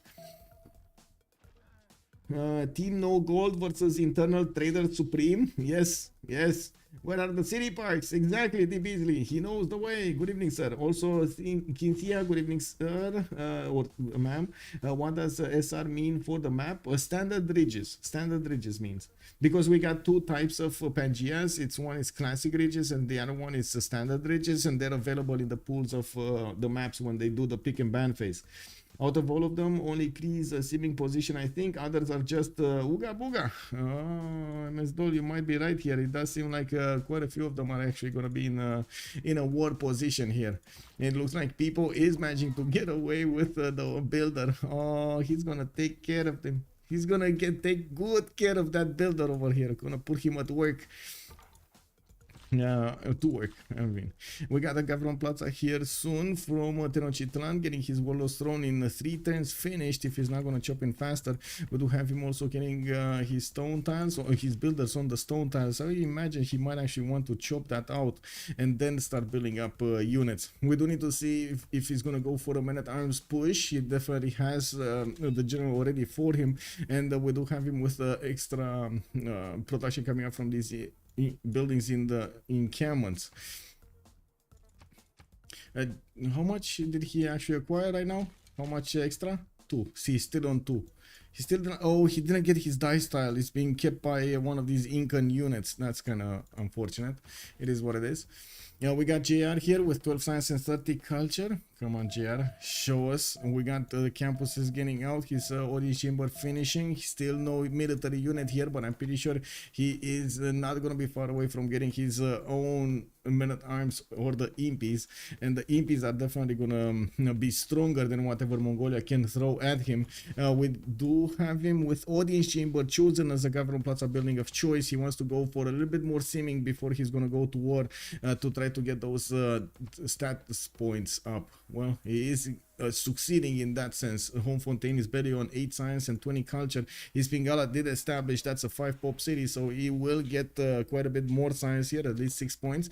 We do need to see when he's gonna get that extra governor title, though. That's not that easy to get right now, especially since he's only on 20 culture a turn. He's gonna get his Warlord's Throne in 3, or maybe he's gonna help it out a little bit faster with the builder, so he gets to 110 horses from everywhere. I guess, yeah, there we go. He did chop one more turn. Looking at India, we do have him starting to put down his extra cities. A 5th one and a 6th one are coming around. His growth is going to finish in the city of Vagra in 2 turns. And yes, we do have a pretty powerful campus over there next to the very excited volcano. Basically, the volcano is showing him the way. It's that way. Opponent, that way. You gotta go that way. You know, like, look, when I put the volcanic soil that way, exactly that way. JR gonna have fast MP cores? Yes, I think so. Can we get an opportunity to dump our channel points on Freritos win? Yes. Yes, let's actually get that going. Let me put up the poll on YouTube first, because I tend to forget about this. So let me actually see who will win. And we do have FDLV on one side, and then DShark on the other side. Start the poll. Let me get the prediction done over here as well for who will win, FDLV or DSharks. There we go. Got it. There we go. We got a prediction started. Of course, you have the opportunity right now to win more channel points by correctly predicting the outcome of this game. On one side, we do have on the left side the DSharks with Josie, Home Fontaine, Apology, and People. And on the right side, we do have Freritos de la Vega with JR Lamenes, Firsos, T-Tube, and Tirits showing up today for them. Of course, quite a few players did try to get their armies out, and we do have already Mongolian general leading the way towards the Persian capital. There are quite a few horses coming around. The second general also from Mongolia. Looks like, did they deny the general from Zulu? Yeah, I think they denied Zulu. I mean, he's still gonna get one, but they did deny him at the first one. And they did deny also Inca, who never actually tried to get one. Inca is now trying to get one. Uh-oh. Well, we do have Swordsman getting out from Trakopan, but he's not managing to one-turn them and getting the Banax out in Tenochtitlan after he did finish his Warlord's Throne. I do see multiple builders also will need to get their upgrades going here. He did manage to take out that scout that was sitting on his cities to the south of Teotihuacan. Redmere retained his knighthood for 7 submission months. closed. Wait, did I put it for 30 seconds? Oh, I'm so sorry. Thank you so much, Redmire. Much appreciated, sir, for the tier 1. Thank you. You're putting me one step closer to that partner plus. Thank you, sir. Thank you. I'm gonna delete. I'm gonna delete and return, and then put up another prediction really quickly. How many? Who will win? Right? Why didn't it remember the last one? Anyway, it is what it is. FDLV and then DShark. 30 minutes submission period. X start. There we go. There we go. Small soldiers, how are you doing, sir? Good evening. Good evening. Okay, so multiple horses getting out from Aztec. He will get to chop them quite a bit. And I do notice the first attack is ongoing towards the series of Tirits, where we do have some archers trying to fend off attacks on the front line, getting in onto the hills and the forest to try to get the upper hand on these horses. While I do notice immediately Tirits is putting some horses in production, so he gets to defend himself. He doesn't have a general, and these Aztec units are going to be extremely strong. We don't have that many amenities, but he's going to get another +2 points here. He does need to upgrade the dice style. And wait a second, what's the fourth one? Oh, he never got the Mercury. He needs the Mercury. The Merc. What is the Merc? He's not getting the Mercury. That's the problem. He doesn't have the Mercury from the north. One tile too far. We do need to take a look at the Kree here. He was not yet building his settlers, but now he's actually putting them into production. He's turning them from his capital city while he's plugging in Moksha in the city of Huiskao-Kisein. I do notice multiple commercials are also coming out from his other settlers, and he will get those extra trade routes going. So many units coming out from Mongolia. He's now starting to put the printing presses on these horses, and we do see them being sent towards the Persian cities. What? Oh no, he's actually moving towards Bulawayo. Disaster strikes. We got a general and a horse from Mongolia getting next to Bulawayo, which is building a settler. And well, I guess he does have a builder. Wait, he does have a builder. That's a possibility for a horse. Or not, that's gonna be a dead city. Like if Home Fontaine decides to attack into Bulawayo with both of his horses, oh my god, that's gonna be a dead city. And a settler. Okay, guys. Big poll. Is JR going to lose city? Yes, no, people mad. Okay, let's put it for 1 minute. Really quickly. Big question right now going on in the chat. Is JR gonna lose a city or not? Home Fontaine does only have one single horse that he could attack this turn, but next turn he can bounce with 2 of them, and he does have the general. Also here, we can take the builder and then move in. Oh my god, look at the bouncy bounce. 6 movement horse, that's a fast one. They can't even buy a horse. They don't have the gold. Where is the gold? Tirit's actually getting 20 gold a turn, but he's getting pushed by Montezuma. Oh.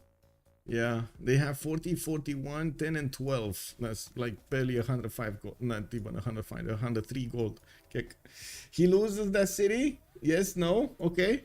We got 6 answers for yes, 4 answers for no. Okay, okay. We might see Mongolia last move this. I would imagine so. I would imagine so. That's yeah. There we go. There we go. City gets slapped. Bulawayo is in trouble. We got another horse coming up next turn. The general is there directing the fight, and Homefontaine did get to acquire this builder from his opponent. We do have the settler coming around, and it doesn't look like Jared still got to move it.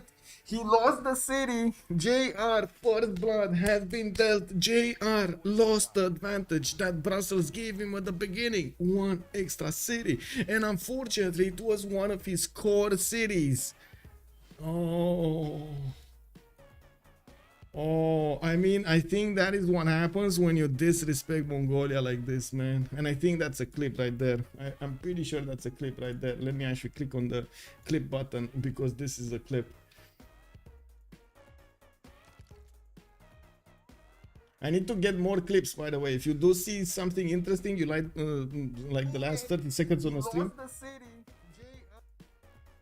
definitely clip it. We do have the setter coming around, and it doesn't look like Jared got to move it. Clip right there. We do have the setter coming around, and that's what happens when you disrespect Mongolia. Like we do have. Okay.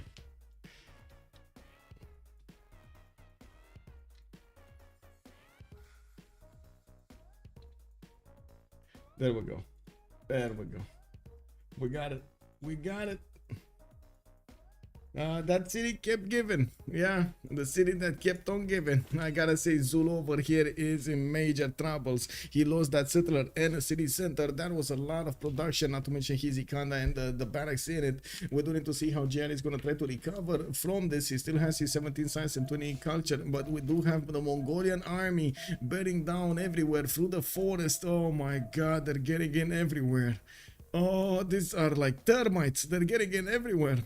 We do have to take a look also what's going on here. Japan getting a few boats to probably get the vision on the west side. He wants to know if his opponent is coastal, while I do see India getting a few horses of his own to boost his garrison defense strength. This kind of doesn't look like a, you know, big army size. I will attack you, India. This is more like a let me be for a little more longer so I can get my setup going, and then we're gonna fight kind of India.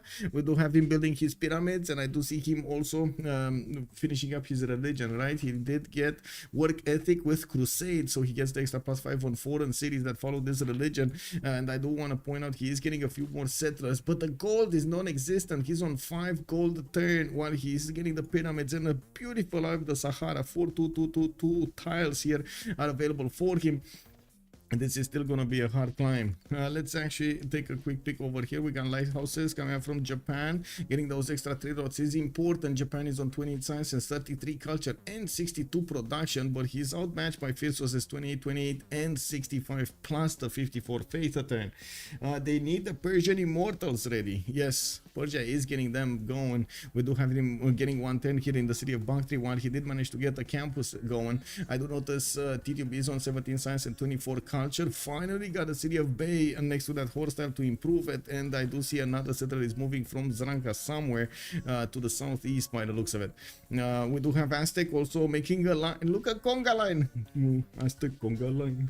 Aztec Conga line. We got people. Conga line. Conga line. Oh my god, look at this. 1, 2, 3 of these swordsmen, and then we got 3 horses right behind them. You can't make this up, man. You can't make this up. Pretend nothing happened. Yeah, basically deleted them. Could have been could have kept the settler. Yeah, that's true. That's true. Let's actually see people's attack here. We do have people with the ability to go against these archers that are defending next to Inca, and we do need to see if he's gonna keep on going. Yeah, he's going for the first one. He got it, and then he's gonna probably attack the horse because it did move. Wow. Yeah, it did move. So that's gonna not giving the 45 bonus at all, nor does he have the river defense anymore, so that is gonna be a little bit less powerful. You see the 49 versus 40 horse. We do need to see the Conga line starting to move towards the south in order, and I do see new swordsmen are also coming around from his cities. They are definitely trying to spread their technologies a little bit. Wait, he's going west? Oh, wait. Is he actually going west? Is he going Zulu? Oh, that would be so funny if he goes Zulu also. That would be quite funny.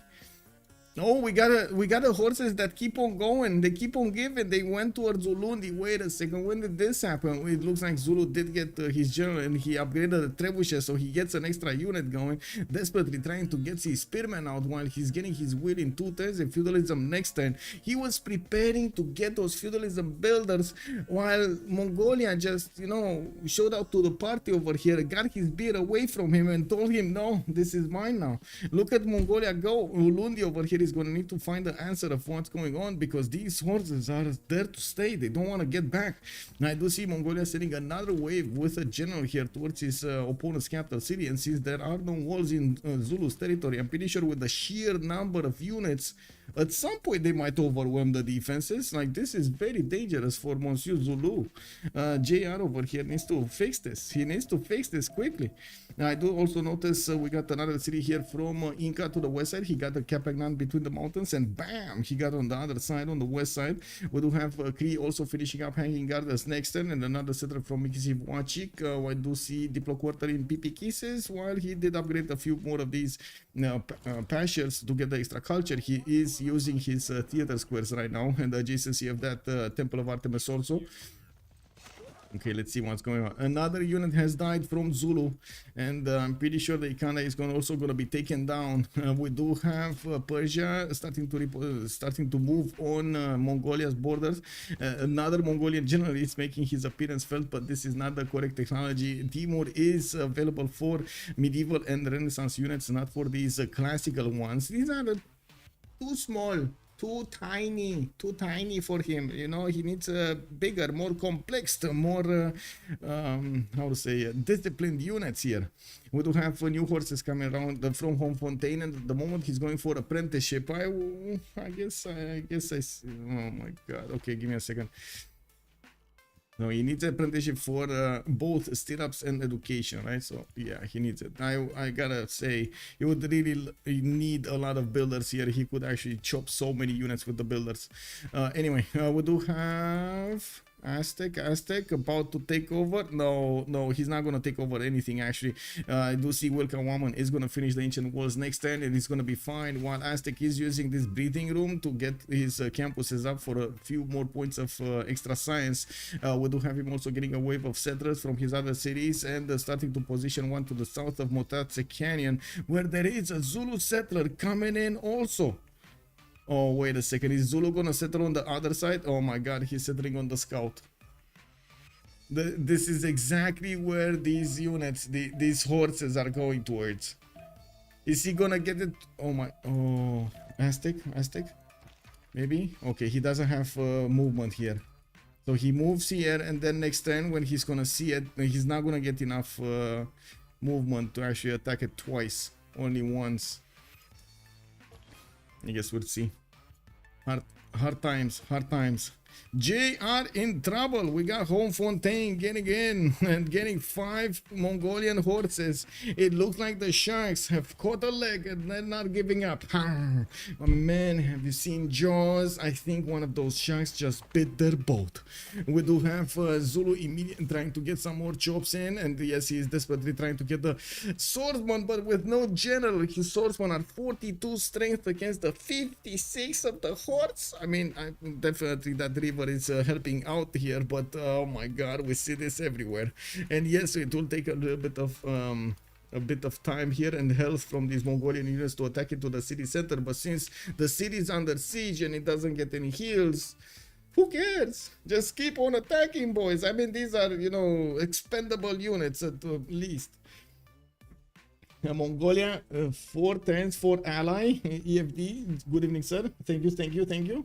Also, Inca is so strong production. Let's actually see, what are you seeing here? Inca is on 107 production. Yes, he is actually quite big over here. He's managing to push back Aztec, and Aztec, well, JR doesn't want to take the chance. Aztec got one of his horses in, and he's meddling in Zulu affairs right now. We do need to see JR trying to get one of his units on the east side as well. while his capital might not survive this attack, there are another few units from another few horses from. Oh my god, what is this? Where are these horses coming from, man? They are everywhere. They're like everywhere. Look at these 2, 4, 6, another 6 horses with another 2 coming out. Oh my god, man. And Ulundi has been brought down to half HP. We do have the next attack from Mongolia, able to take down the city, and it looks like he got Valletta kick.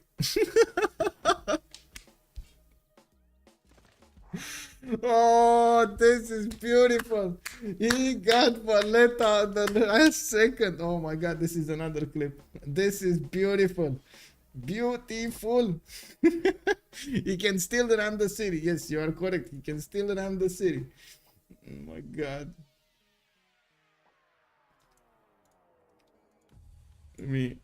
For the next attack from Mongolia, able to take down the city, and it looks like he got Valletta. This beautiful clip. This is beautiful. Beautiful.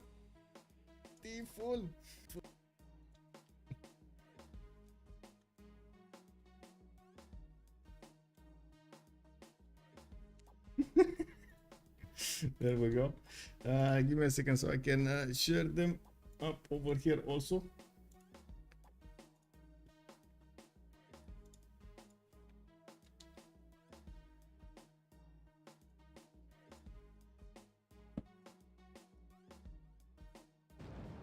Okay. So, is Mongolia gonna keep on punching through Ulundi's defenses? I don't know, man, because that's gonna cost a lot. Now that one of Zulu's swordsmen is out of that city center, it will be actually a little bit easier for him to go against that city. We do have other Mongolian horses in the north, and it does look like he's keeping as much as possible them alive in his borders, so he can upgrade them into coursers. I'm pretty sure the upcoming unit is gonna be the important one. That's what I was expecting from Aztec, but they did want to push their opponents to try to do a big hole in their economy, and that is exactly what's going on here. We do have Japan with the samurais actually coming out of his cities. He doesn't have a general for them, but he is bringing out quite a few warriors. I do see at least 3 of them are getting into the borders of Kyoto, and I do see more builders are also getting out of his cities to help him improve these remaining resources, and well, I guess it maybe chop one of these encampments. And we do need to see if Josie is going to want to keep on going against India, because India, well, he doesn't really have that big of an army, but he does have cities and more production and faith per turn. Freritos is on 35 and 35 with 83 faith points per turn with 106 production. The biggest issue on their team over here on Freritos de la Vega is the gold generation. They're actually about to be negative. 13 gold a turn on Tirits, 8 gold a turn on T-Tube, -7 on Freritos, and -1 on JR. I would say terrible. Oh, the horses actually did try to attack into Ulundi, but it's survived over here, and we do have another few horses from Mongolia getting to take down the Ikana in the north. Oh, they're taking Brussels. They're actually taking Brussels. They're gonna take Brussels, aren't they? Oh my god, the great switcheroo is happening. They focused everything on his capital. Zulu focused everything to defend his capital, and then Mongolia just gets out of the shadows with another wave of forces, Aztec coming from the east side, and all of them converging on the other city undefended of Brussels. Well, at least JR did have the foresight to get some of these swordsmen out of that city center. At least 2 of them are going to be available to defend here, but I gotta say, on Mongolia, if he would have known there's a swordsman coming out of that city center, he probably would have waited for it to get out of the Ikanda so he can kill the Ikanda with the swordsman inside of it. Whoa. I see. Brussels people be like, not again. Yeah, exactly. The prediction swung back far. Wait, they did? Oh my god, they did. Wait a second. FDLV with 43%. We got the DSharks with 57. That's on YouTube. While on Twitch, we got the FDLV with 18,000 points versus DShark 41,000 points. Ooh, DShark got the walls again. Well, Valletta strikes again. We do need to see if Mongolia here is gonna slow down Zulu. He's definitely gonna slow down Zulu. What am I talking about? Just look at Zulu bleeding settlers over here. He does have another one, but unfortunately he doesn't have where to go to place it, and I'm pretty sure he's not feeling that comfortable escorting it with a swordsman alongside all of these Mongolian and Aztec horses. We got Ulundi trying to recover, and I'm pretty sure we're gonna see impis coming out from him. JR is going for mathematics in 4 and civil service in 2 turns, while Mongolia did get his didn't he get divine civil service? Didn't he get it? No, wait, I thought he got it. Didn't I'm pretty sure you were talking about it in chat. Oh, he did get it. Okay, he did get it. I don't know why I wasn't. Anyway, it is what it is. He did get it. We got also people with the military alliance. I do see he's sending a few horses toward the south, and he might actually catch Pisak with his pants down. Yeah, that's what's happening here. We got an Incan unit. Not seeing the horse. He's not gonna see the horse. Oh, that's unfortunate, man. It is what it is. I mean, those are beautiful tiles to work. These mercury tiles is giving him the extra food and the production. I'm pretty sure he's quite happy with it. We got also Aztec managing to get 2, 4, 6 cities, trying to be relevant for the next part of the game while he's getting his campuses for the extra science. He is keeping up the pressure on Zulu, not allowing him to get this sim going. He would have been the one that, or I guess the second one that they would have relied on the gold generation, since I'm pretty sure Tiritz is kept in check over there. We do have Persia being kept in check. There is nobody really doing gold. Everybody is sending units, making and sending units towards their opponents. First time on your stream. I love your videos. Welcome, Seren. Thank you so much. Welcome. I'm so sorry. I cannot read Cyrillic. I'm so sorry. Let me actually see how I should pronounce your name. Give me a second so I can put it through a Google Translate. Stanislav, Steph, can I call you Steph? Thank you. Welcome.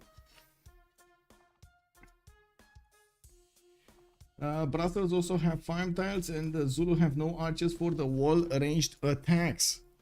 Yes. Well, these horses are losing quite a bit of health if they do attack into that city center, especially when you do have Zulu swordsman inside of it. These spearmen, when they're gonna get their upgrades into impis, that's gonna be a different battle here. JR is gonna get his military alliance next turn, and 3 turns for military tactics. While I do notice Persia is moving in on the city of Amor, we do need to see if Fontaine is gonna manage to get his courses quickly. We do have him trying to go for stirrups in 11 turns. That feels like it's a long way for not having upgrades. I gotta say, that's a long way for not having upgrades. Castles might have been a little bit better here. Yes, I know K6, we want the K6, we want to see them, but in this case it's kind of like that city sounds the alarm over there. You can hear it every day, man. Let's see what's going on here. We did have those upgraded samurais, or I say one upgraded samurai, but he's about to meet his match in the form of Varus. Oh, well, Freritos is showing him the kitty over here. Man, that's a really big kitty. That's a very big kitty. Anyway, we got some campuses also coming up from Shizuoka, industrial zone from Tokyo, while taking a look at this timer. Classical era is finishing up in 7 turns, and we're gonna have that World Congress. We do need to see also if they're gonna manage to acquire the era score for the next Congress, and by the looks of it, Persia definitely has a lot of units going against Mongolia. He's now using his ranged attack, but he can always switch to the melee attack, doing significantly more damage, but also taking damage on the turn. We do need to see if Mongolia is gonna have what it takes to withstand the great power of T-Tube.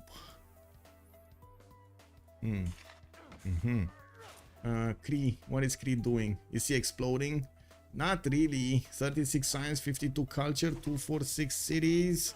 He did get Aryabhata. Who got Hypatia? It was Kree. Right? Okay. And he's getting more cities, a lot of builders. These are all probably feudalism builders, so he's upgrading everything right now in his territory. Another 7 settler towards the north, while I do see Bologna is getting attacked by India. Japan might not like this. Actually, I'm pretty sure Japan will not like this. Josie there is gonna need to take care of this. India disrespecting over there the Sus. Anyway, we do have Aztec getting next to the borders of Brussels, and we'll have the opportunity to start smashing into that city center. I do want to remind you 3 times JR is going to get that upgrade, and that will make the city of Brussels significantly stronger. There aren't that many ways for the Zulu units to maneuver here, and if he does attack into the horses, he's going to lose quite a bit of health, but I do fear that Mongolia and Aztec together are just not going to have enough units to punch through the defenses of Brussels with the walls up. We do have campuses from Malinanco, Aztec finishing up his units here, finishing up his simming. I do notice he's not getting pushed at all by Tirits. Inca is still trying to lick his wounds and keep on going for his sim ability, so he keeps on being relevant. It's not like they have many members with relevancy here.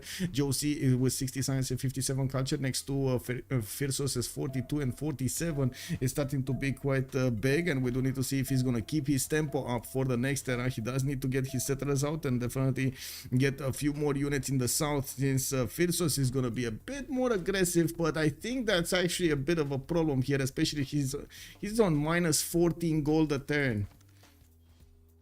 Oh, I think that's kind of a disaster. Don't you feel like that's kind of a disaster here? Oh, yeah. I mean, you know, if you can't go against Zulu, just go against Persia. It's fine. Oh, look at this. Just go against the... oh my god, and a Mongolian horse. I mean, this is so rude. Look at the Mongolian horse just getting into the borders of Persia between 3 of these immortals and an archer. I mean, that must not be let to survive.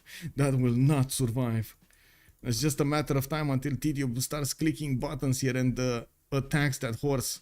Look how many units they're getting ready over here, getting the fire in line to go against Homefontaine's single horse. Yeah, well, rip. You can see 2 on the screen. Wait, they have 2. Wait, Mongol 2, Aztec 1. Well, you're talking about generals?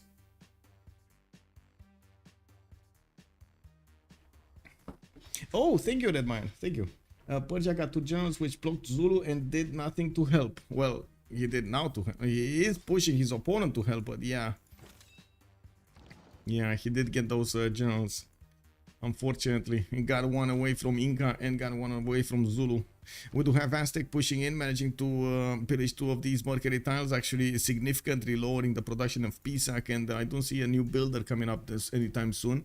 That is going to slow down Tirits quite a bit. We do have new builders coming up from his other cities to get the feudalism going, while I do notice Aztec did also manage to get his 2, 4, 6, still on 6 cities, no 7. Okay, I thought it's a 7th city, Texcoco, but that's actually a 6th one. It is what it is. Etemenanki coming up in Zranka, where he does have a few of these floodplain tiles. He did choose Lady of the Ridge Marshes, so an extra point of production there.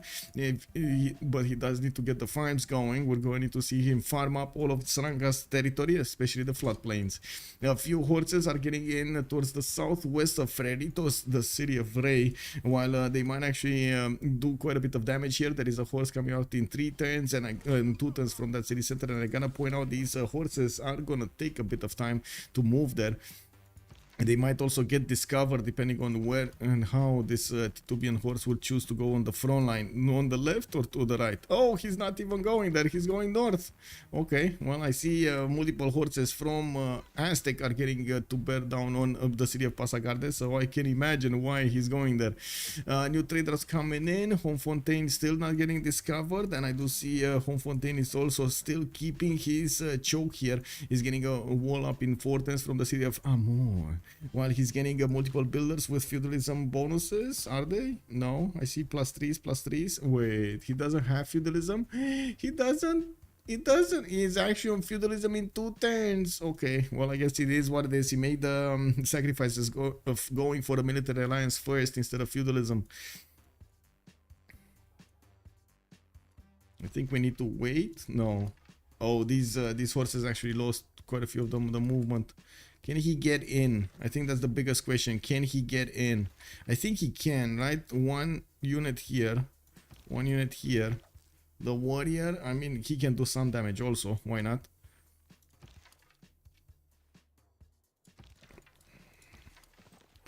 Yeah, he should be able to do like 2 attacks before the horse gets out. Anyway, it is what it is. Oh, the horse got discovered. There's another horse coming up from Ray, and looks like T-Tube is gonna send reinforcements there. He doesn't know exactly how many units Fontaine has in that direction, but of course he sees the one horse. Looking on the west side, we do have more samurais getting upgraded, while I do notice India is trying to pillage one of the commercials. They are desperate for gold here. This is a desperate move from a desperate player. Tirits. No. It is Freritos trying to rip apart the commercial, tear down those walls in Takamatsu so he takes the gold home and feeds his people.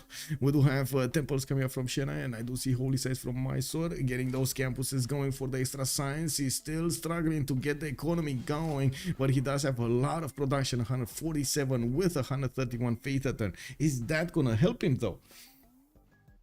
I'm usually more of a simming game fan. Oh, okay. This is chaotic. Yes, this is like chaos everywhere. Okay, so Passagarde is being put under siege. This horse can attack, but he's not. I do notice there's another horse there that can attack, but he's not. And there's another one here. Okay, well, they need to figure this out. They can't do all attacks at once, right? They need to figure this out quickly. Oh, there's another source coming up from people, and Temenanki is going to finish from Zanka in one turn. The city of Ray is also going to get pillaged. Mongolia is sending his forces in there. Let's see, Zulu did recover his city of Ulundi, put down another city on Dini, where he lost the first one, and replacing his, oh my god, 14 turns to build an Ikanda. This Ikanda that was like 3 turns to build at the beginning of the game. Oh, that is a problem. Anyway, we do need to see if Aztec is going to get new military out. He's now busy actually getting his stats up, and we do have him at the moment with 33 and 34, not that big, versus Tirits is 54 and 46. Of course, new campuses are gonna arrive here. Not that big though, +3. Okay, attacks are starting to get out. How did the Eagle Warrior actually get the first attack, man? This guy is basically the most courageous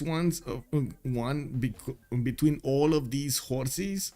Really? Even the Mongolian horses? They just don't care anymore. They don't make them like they used to. Anyway, is it a possibility to actually kill the city before his units dies though? Because that's what I want to know, right? Is it gonna be? I think it is. I think it's a strong possibility that city dies before. Yeah, there we go. It dies.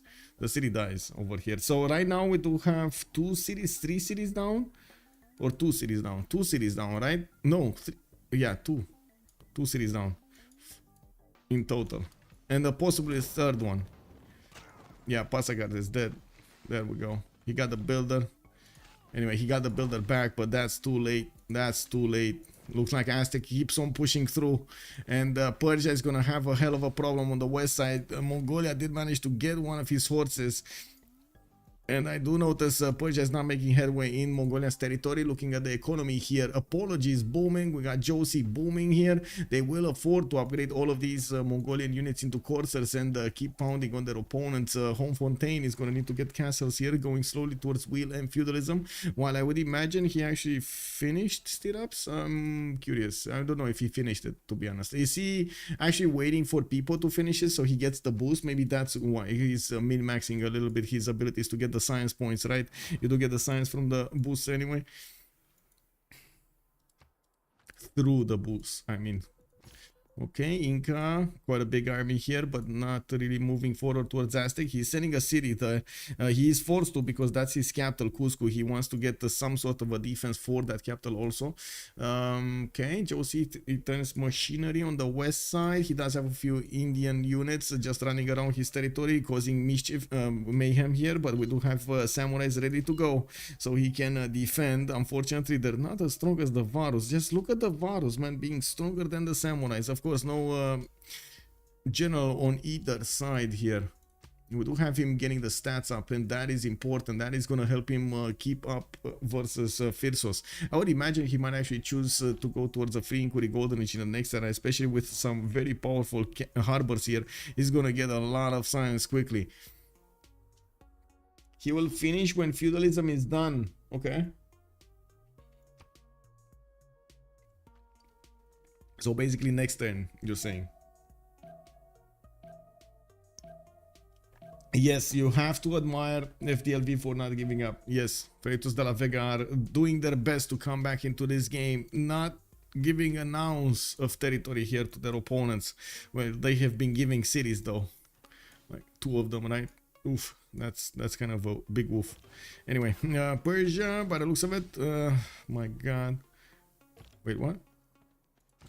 Oh, that was actually an eagle warrior. I thought it's a horse, and it turned like the horse turned into an eagle warrior and a builder. And in my mind, it was like error 404. B sword, you know, like blue screen.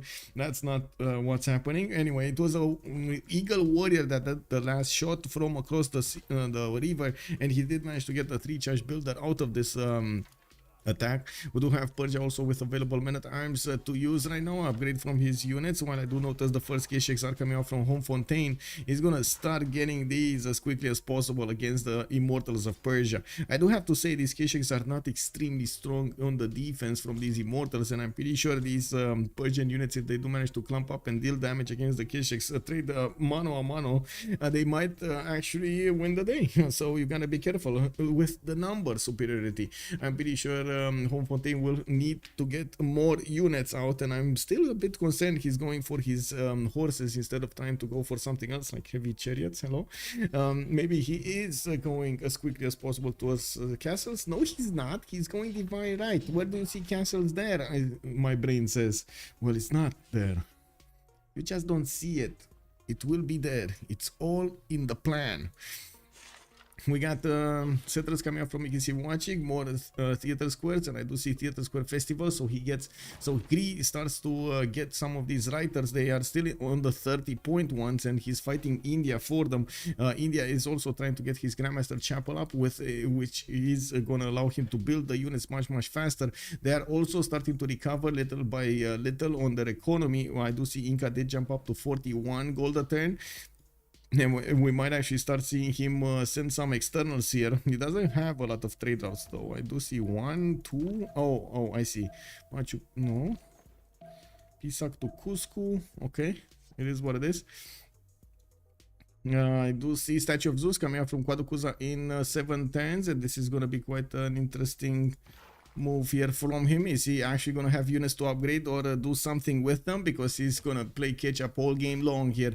JR down to 35 science and 29 culture, still struggling to get back into the game with some sort of decency here. We do have Persia's men-at-arms starting to go on the offense. Aztec did manage to bypass it, and he's going to go directly towards the mines and the pastures of the Persian city of Zranka. While I gotta say, this Temenanki is very unsatisfactory, like, you know, like where's the science? There's no science here. This looks so bad. I mean, sure, he's gonna get a few 2-2s, but he had 2-2s on the northwest, you know, like mines and so on. Anyway, it is gonna give him some era score points. I gotta give him that. We got some heavy chariots coming out from Aztec. Looks like he's going to want to follow up an attack against his opponent here. And looking at the eel stamp, they don't have that much gold in the bank, but they are making a decent amount of gold per turn, especially since Kree will be able to also chop some maze tiles here. He's going to get instant boost of gold in the bank, so he can give it to his allies. This will end before the medieval era. Royalty 25, good evening, sir. It might be. He will finish what he started. Oh, I did see. Did the Temenanki get nerfed? Yes, it did get nerfed. And now you do only get the science on the farms. Yeah, so you actually need to build the farms. Yeah. You do get the production though on everything, right? So 1 science and 1 production to all marsh tiles, and then 1 production to all floodplains in this city, plus 1 science on floodplains improved with a farm for the city. So yeah. 1, 2, 3, 4, 5, 6 farms will need to be created here. 7 farms actually, if you take the southeastern tile also. Another bad patch? Why? I mean, they're not wrong, to be honest. I don't really like the Temenanki knife myself, but you know, it is what it is. I guess there is some give and take over there, you know. Anyway, let's get this going. We do need to have a pause for 2 minutes, and we're gonna come back after this World Congress to see what the players are gonna do. Let's actually go for the culture, right? Prophet culture. Bonsoir, monsieur. What was it? Culture? Oh, great, perfect culture.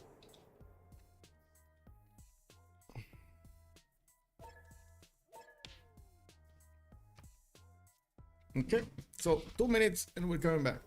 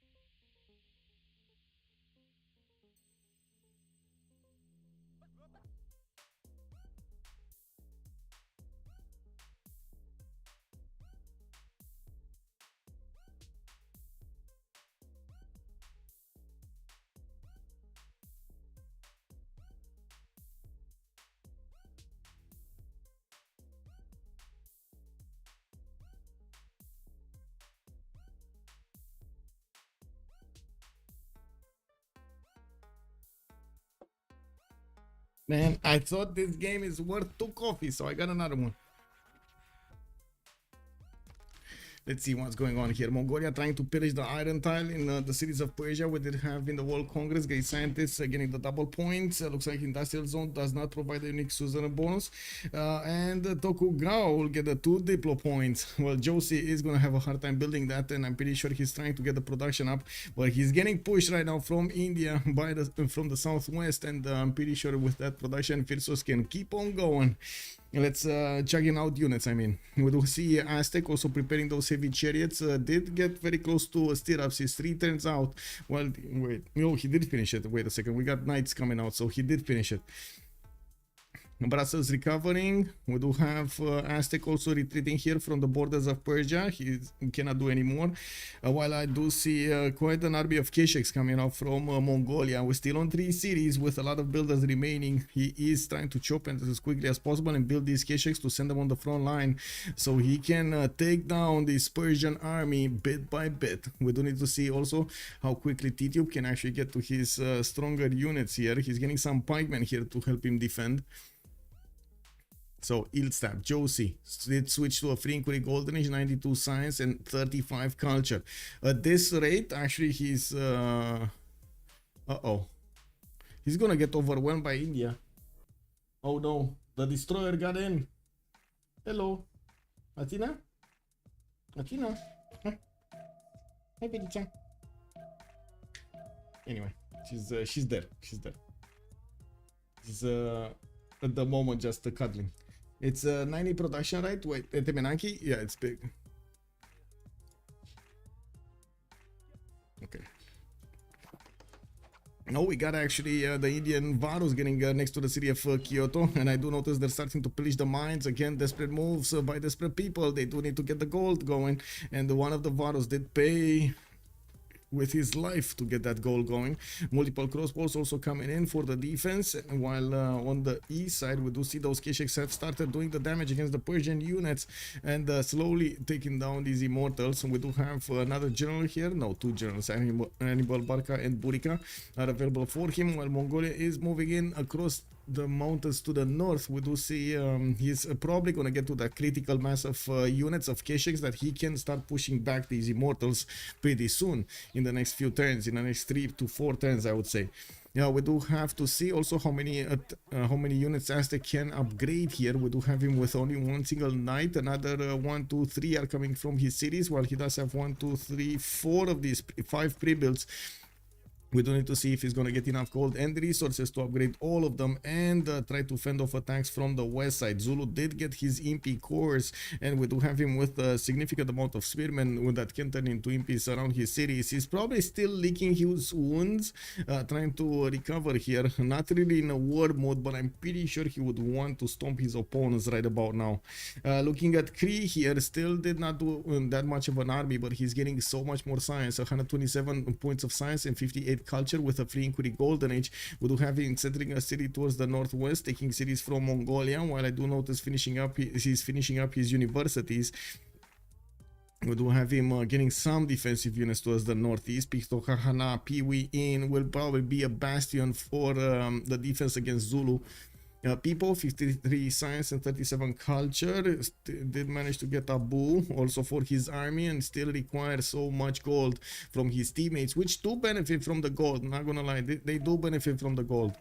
JR, 34 science and 26 culture. Dark Age, ooh, Dark Age Shaka in the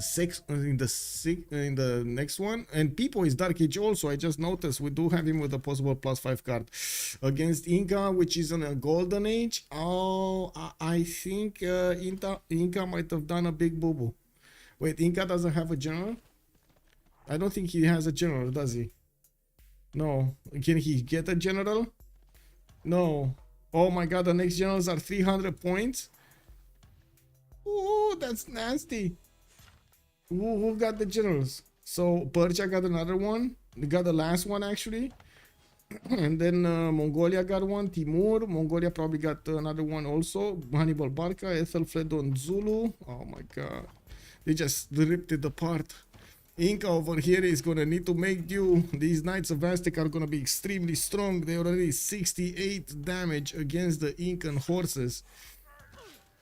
70 damage against the swordsman across a river. Oh, Inca, I think you need some entertainment in your life. I'm sorry for what's about to happen to Tirits. +18 stream really quickly. Okay, what do we have here? T-Tube, 37 science, 28 culture. He does have... Oh, hello. How are you doing? Okay, she's still searching for something to destroy, right? Athena? Are you okay? Are you good? You good? I hope so. Oh my god, she found the bottle cap again. Uh-oh. She found it. She found... Uh-oh. She's smelling it. She saw it. Yeah, she's playing with it. Yes, I understand. Bottle cap. Bottle cap. You like bottle cap? I throw you bottle cap. No, don't press P. Oh my god. Kick. She was about to pause the game for everybody. Okay. Woohoo! Go, Athena, go. Okay. Yeah, she's going. Yep, she's going. Okay, I see this. Okay, so it looks like we are going. Wait. Looks like royalty, we did go into the medieval era, and it's not over yet. We do have Persia getting an immortal core, and I do notice he is still benefiting from Shun Tzu next to it. We do have Mongolia pushing in with the Keshiks, and he did manage to get his knights out from Amur next turn. We do need to see if Zulu is, if Aztec is gonna manage to be successful over here to deal the damage against Inca, and where is he gonna try to push it with maximum effort. At the moment, it kind of looks like a Susa, but I mean, it can easily get to Wilka Waman anyway. And with so many knights, with so much movement, he can get anywhere he wants. Now, we do have also more campuses coming around from Malinanko. That's going to be a +3 over here, southwest, where he is blocking the tile with some swordsmen. He might need to upgrade them into men-at-arms. People is also getting his printing out in 3 turns for more damage against his opponent movements. We do have an extra intel actually on Inca right now. He doesn't have a spy inside of the cities of Aztec, but he definitely has printing. We do have him, let me take a look here, 86 science and 60 culture. Tirith is actually getting quite big, but that also means he didn't make that big of an army, since Aztec did get quite a few of them. We do have intelligence agency also coming up in 610 from his capital city, Gavron Plaza. People is gonna get more of these hills going, and I do notice he's struggling to get his science up, but he's, you know, he's only on 53. It is what it is. Not that much culture. We're going to need to see if the sacrifice will be worth it over here. All of that military will need to have some sort of a result. I do see Chris deploying some crossbows to defend himself in the city of Pictocahana Piwin. Apology is gonna need to fend off units from Zulu. I think these guys are lost, to be honest. Like, no general, no ranged units here. This kind of looks like these guys are lost. Anyway, we do need to see also the retreat of the Persian army from the borders of Mongolia. Mongolia did manage to get the upper hand with the Keshiks, and right now these Persian immortals are slowly going back into his territory. Mexico City is also going to be taken down. Mongolia, it does have quite a few horses around that city center. If it is going to heal a little bit in between the turns, I'm pretty sure there's going to be enough strength here to take it down before the walls go up. We got the intelligence agency also coming out from Persia, new builders from Zranka. This is going to be a requirement for his farms here. He needs the builder charges.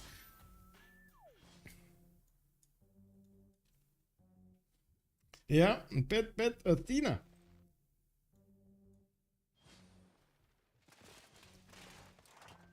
Oh, Japan did get a caravel fleet. Did not attack into the city of Mexico, but yeah, it's there, you know. Josie also did manage to jump up to 130 science with 42 culture, getting his foreign ministry in 3 turns and finishing up another campus from Fukuoka. He did successfully defend against India, but India unfortunately is breathing down his neck here with quite a bit of culture and a decent amount of science. We don't really see him getting a significant advantage, but I do notice he's managing to get a decent amount of production. 178 production versus Firsos' 184. They're very, very close up, but then Firsos does have that 200 faith a turn that he can use into buying units, and yes, he is actually getting ones for the extra science, and we'll try to balance those stats out with this building. Stewardship also for him for the extra 2 science on each campus and extra 2 gold on each commercial. He's maxing out his simming abilities here.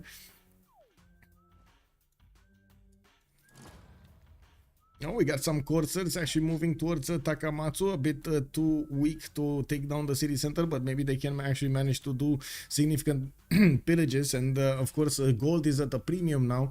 JR did start up to make 60 gold a turn, and yes, I do see him getting some more impies, which can do so much damage against the knights and the horses of Mongolia, not to mention these Keshiks.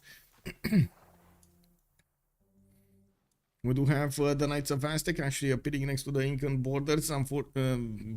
Well, fortunately for Inca, he did get the man-at-arms technology, and I do notice he's getting also the coursers here upgraded in the borders of Susa. We don't have Aztec with that many ranged units to keep on pushing, and we do need to see if these knights are gonna be all he needs to take down Inca, or at least do significant damage against Inca. He's definitely slowing him down, and that is still gonna be important in the long term, especially to give a bonus and advantage to Kree.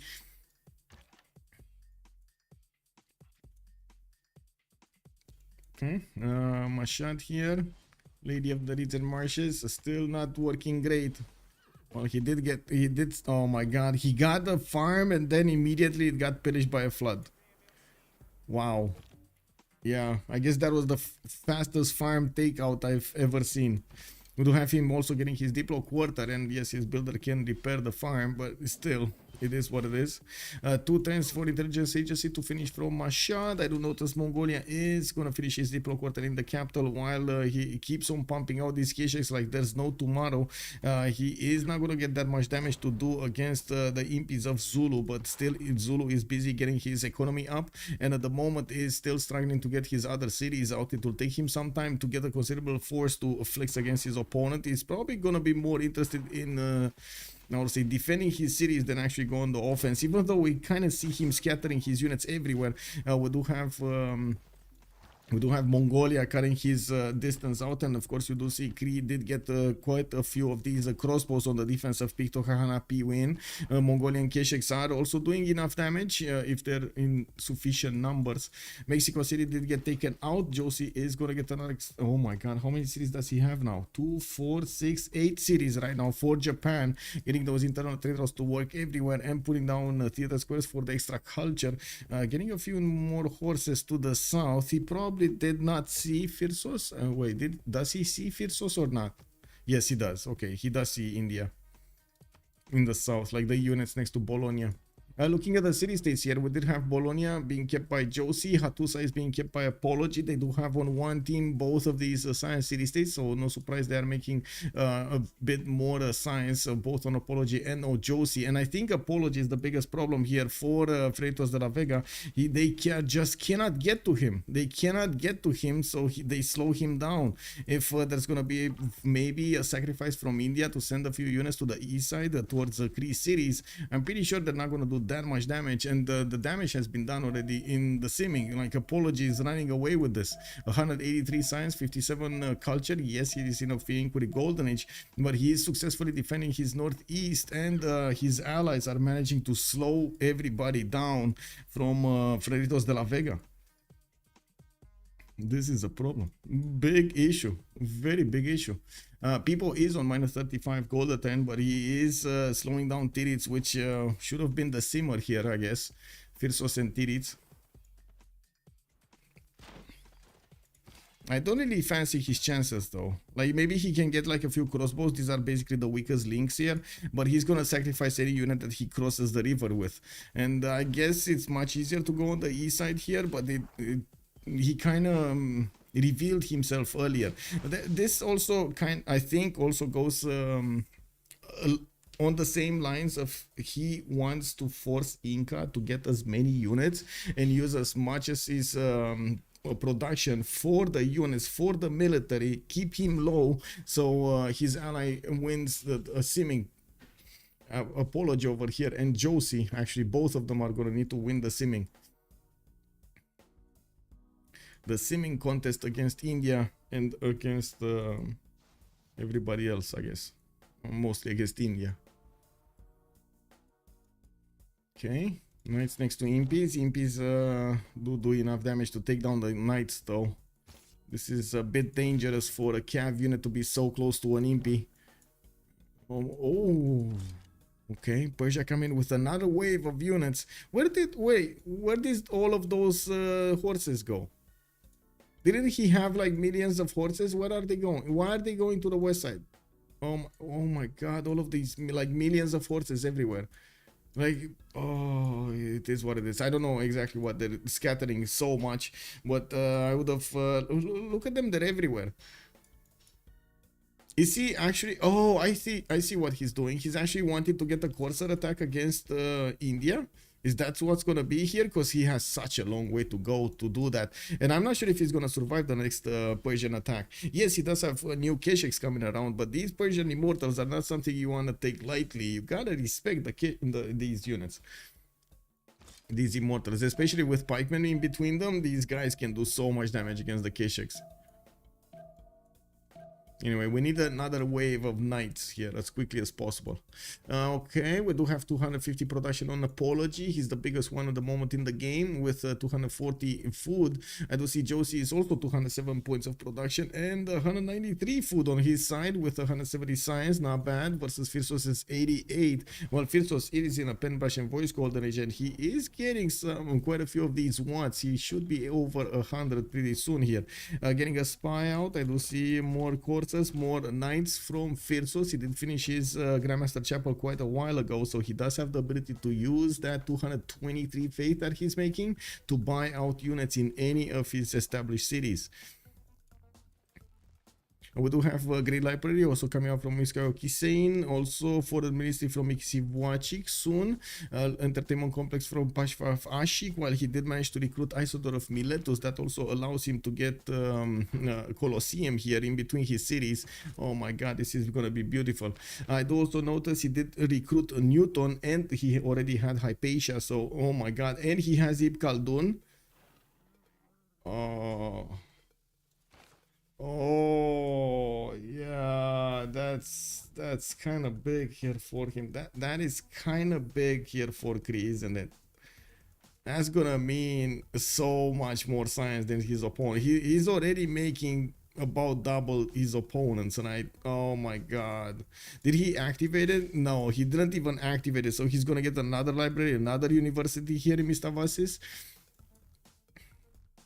And the extra +2 per each university. Wow. Okay, well that's kind of big. Is he gonna get the production though to defend against his opponent? I guess 250 is gonna need to make do.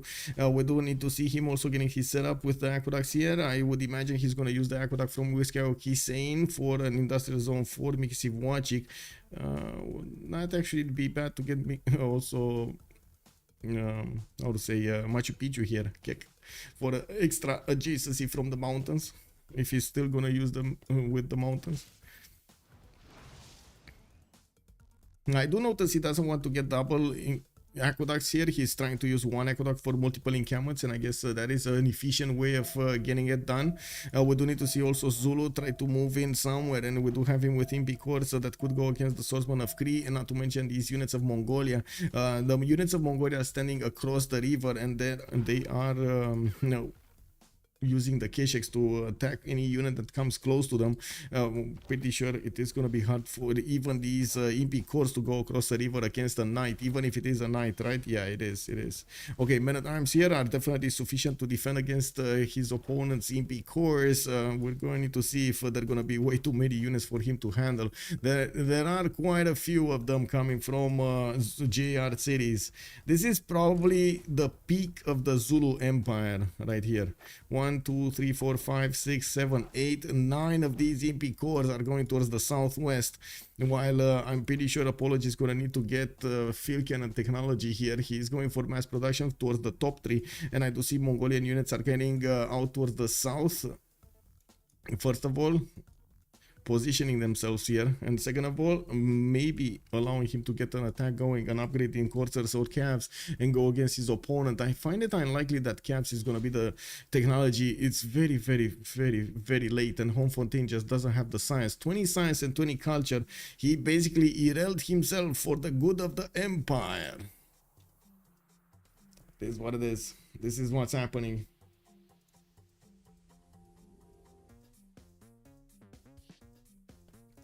Finish the first copy. Let's switch to the second one.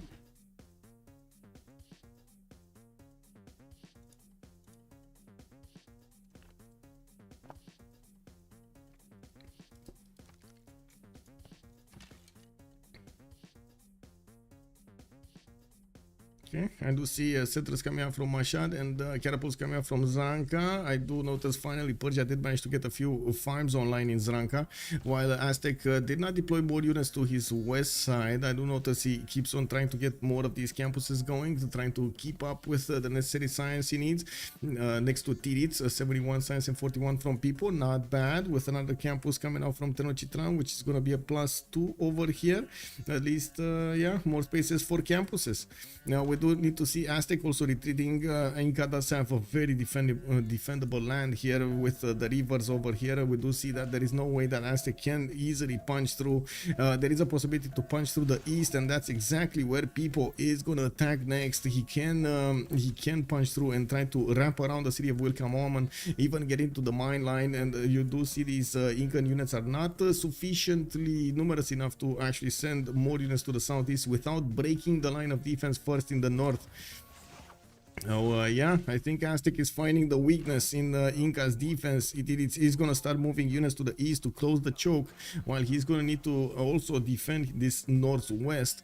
This also locks him basically an all-out war over here with his opponent, and unless somebody wins between them, he's going to have a hard time seeming behind all of this. He's already having a hard time seeming behind all of this. Apology, 224 science with 70 culture, 258 production. Still needs to put more things in production, and I do see, wait a second, did somebody get Colosseum away from him? Because this Isodor of Milestus doesn't look like it's going towards the Colosseum. Did somebody build Colosseum? No. Well, at least I don't see it. I don't see Colosseum here. Is it here? Japan?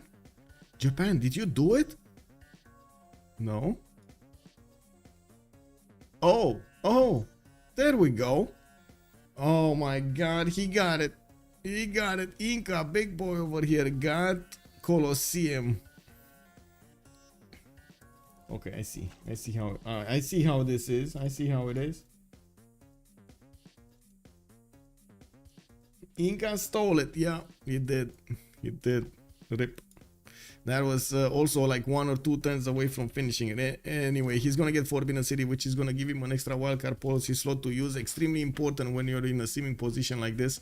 We do have him with also 137 gold per turn, alongside that 250 production. I do notice the Mongolian horses are getting ready to pounce here to go against India, while India is getting quite a massive army to go against Japan here, or try to get into the borders of Bologna and take down that city center.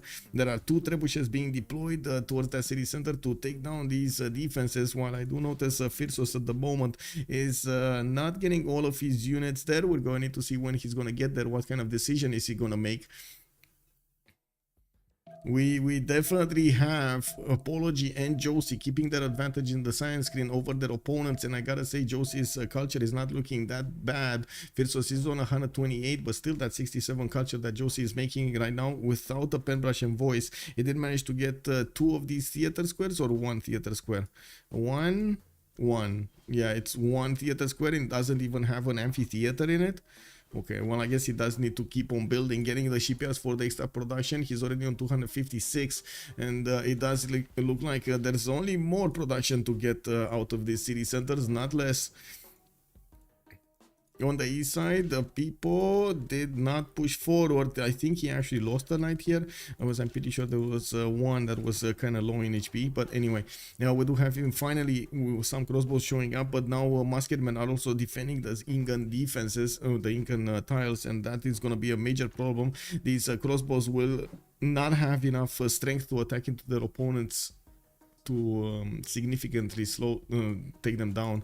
We do not yet have a coastal city from Aztec. He could have actually put a city over here to the southeast of Tenayuca and got the whales and the amber for an extra 2 points of damage, but he never actually put one down. I'm very curious about why he didn't want to put one down. I'm pretty sure there's like no risk for him to put it there, but I guess maybe he doesn't know that, or he just didn't want to take the risk anyway. By default. What is Dul doing? Okay, they're trying to push Mongolia. Mongolia getting his walls, and men-at-arms are coming in the southeast so he can defend these Zulu units. And I'm pretty sure this is the moment that Apology needs to put his big boy pants on and take out Zulu, or at least help out his ally defend against Zulu. Zulu got a bone to chew, and he's not gonna let go. We do have the Impi.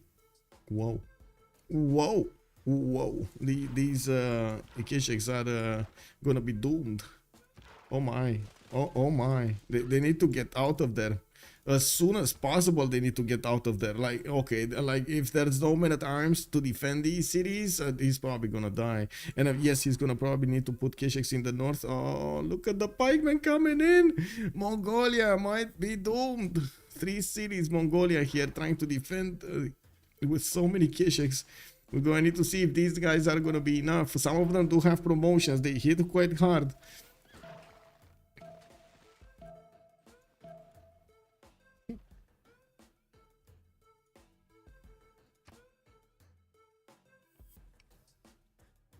Okay, first moves. Home Fontaine, let's go.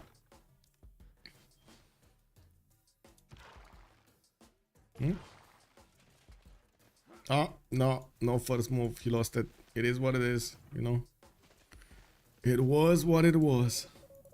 Well, there is a knight in the city of Amur that's gonna put the defense quite a bit high for these pikemen. Of course, we do have a horseman here that is way too weak to hold the choke on the north. We do need to see these Mongolian men-at-arms starting to get out, and maybe some will actually get onto the front line here on the east, while we do have Kree getting muskets. These are going to be overwhelm the Impi cores, and he just doesn't have enough of them to send them towards the front line and try to take out some cities from Zulu. Now we do have also Aztec managing to do more damage here.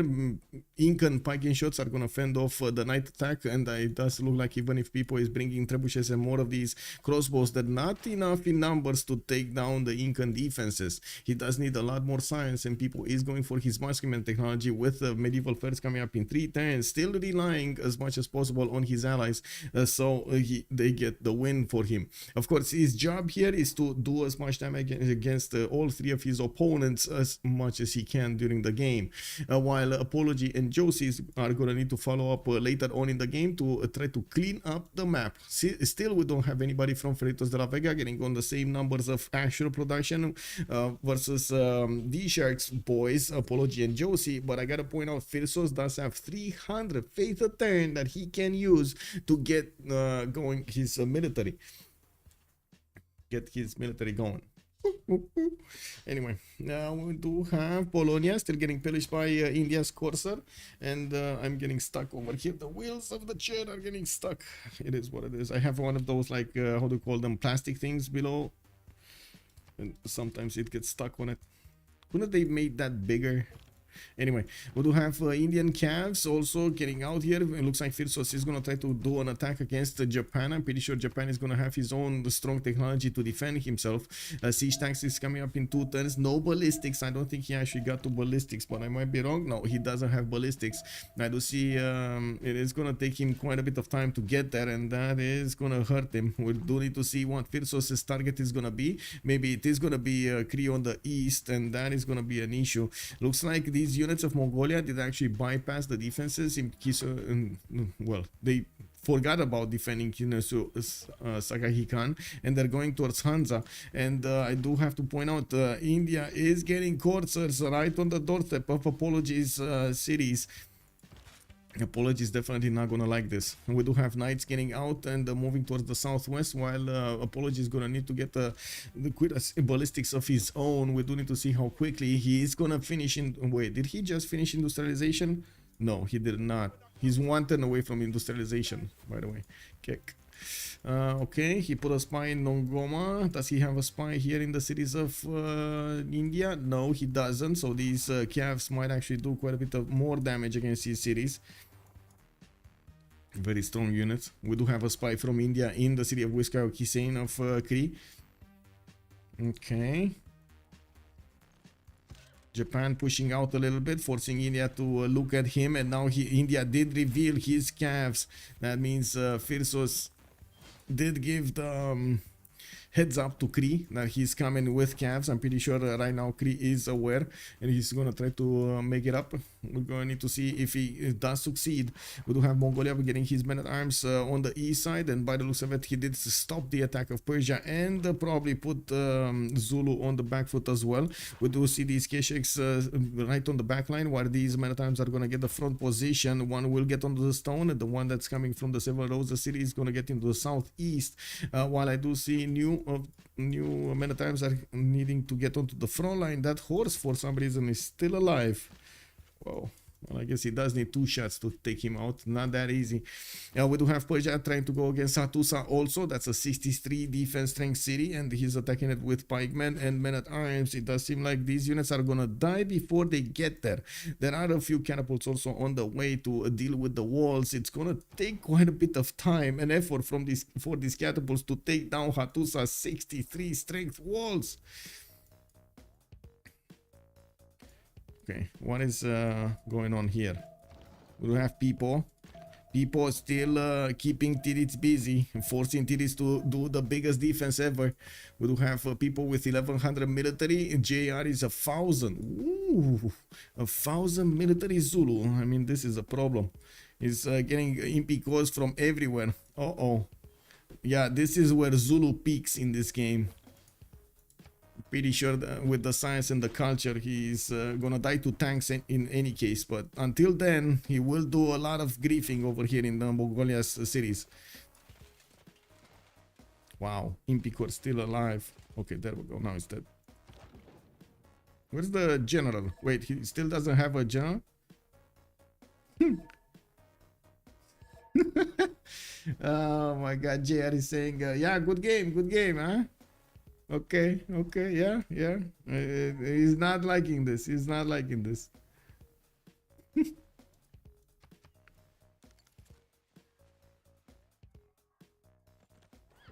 Look at the forest fire, man. Oh my god. This is what they're talking about, right? The forest fire. Build a foray team, like forest fire team or something. He blocked, like he cannot pass with the impy cores on the tiles.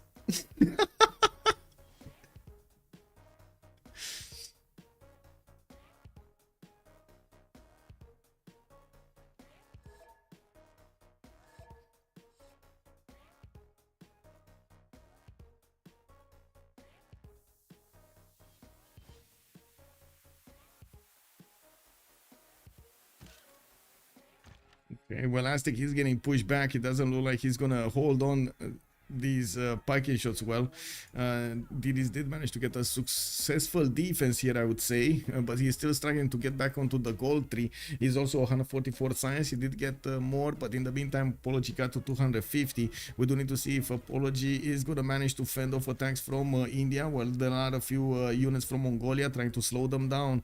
We do need to see Apology getting his strong units on the table here, and he's going for astronomy, not really getting these knights into cuirassiers as he should be.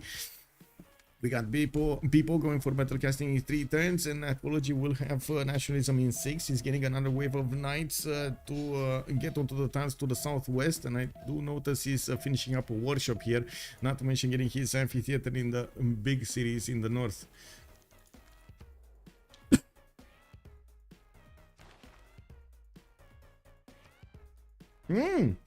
Amina got recruited by Zulu. Oh, wait a second. Aren't the impies medieval? I'm pretty sure the impies are medieval, right? So Amina is not gonna matter. Oh, wow. Impy core actually crossed onto the tile that wasn't actually burning anymore. Okay. Well, there is a Maritime there that cannot attack into the Impy core, but it can defend a few turns. We do see him also with promotion over here. It does seem like also Mongolia is going to need to defend from Persia. Persia did get these units right next to the city of Amor, but that does have walls. And we do have the Immortals trying to get in there to do the damage against not only the units, but also the walls of that city center. And while in the south, Apology is managing to fend off attacks with just his crossbows for a while. He does have the upgrade button for field cannons, so he can get those not only cuirassiers, but also field cannons. This will help him do the damage here, I'm pretty sure. Nationalism also in 5 turns for the core ability, while he's getting more of these banks and commercial hubs from his cities. This will help him keep up the tempo to get his trade routes and everything going for food, the extra food and production in every one of his cities. Josie gonna get industrialization in 2 turns. He's gonna get the ability to build his trademark. Wait, does he actually benefit? He does benefit, right? Tokugawa does benefit from the factory. Or doesn't? Because it's yeah, it is nation. It is nation linked. Okay, so many samurais here fending off attacks from Varus. It's fine. We do have India also facing off some Japanese calves, so that's gonna slow him down or actually put him on the back foot here. He maybe can cross the river on the crossbow, but that's about it. And of course he's gonna lose the calves immediately afterwards. There are quite a few Japanese units that can still be upgraded, and yeah, it is what it is. And they're not pushing here. They're not pushing here, and that was quite a massive investment for them in the situation that they just don't have a lot of gold to benefit from. And we do have India still buying out calves, and I do notice Athena just came by. Athena, hey, que faci? Come here, come here, come here. She wants to get pet a little bit. Yeah. Okay, that's it. You know, she got the pet treatment, the quick pet treatment. Darius, good evening, sir. Don't you see the perfect gameplay of JR? The god, the CWC. I mean, Yeah, I do have to say that he did get surprised by Mongolia by that play over there. I'm pretty sure everybody was expecting him to go against Titio, but he did not. He went against Zulu. So yeah, Pikachu! It is what it is. Zulu took a chance to put more cities. It did not go out as planned. I was a bit surprised that he got out of the last map. I don't know, man. His luck wasn't really with him today. You've seen him in the previous map on the island spawn for Zulu.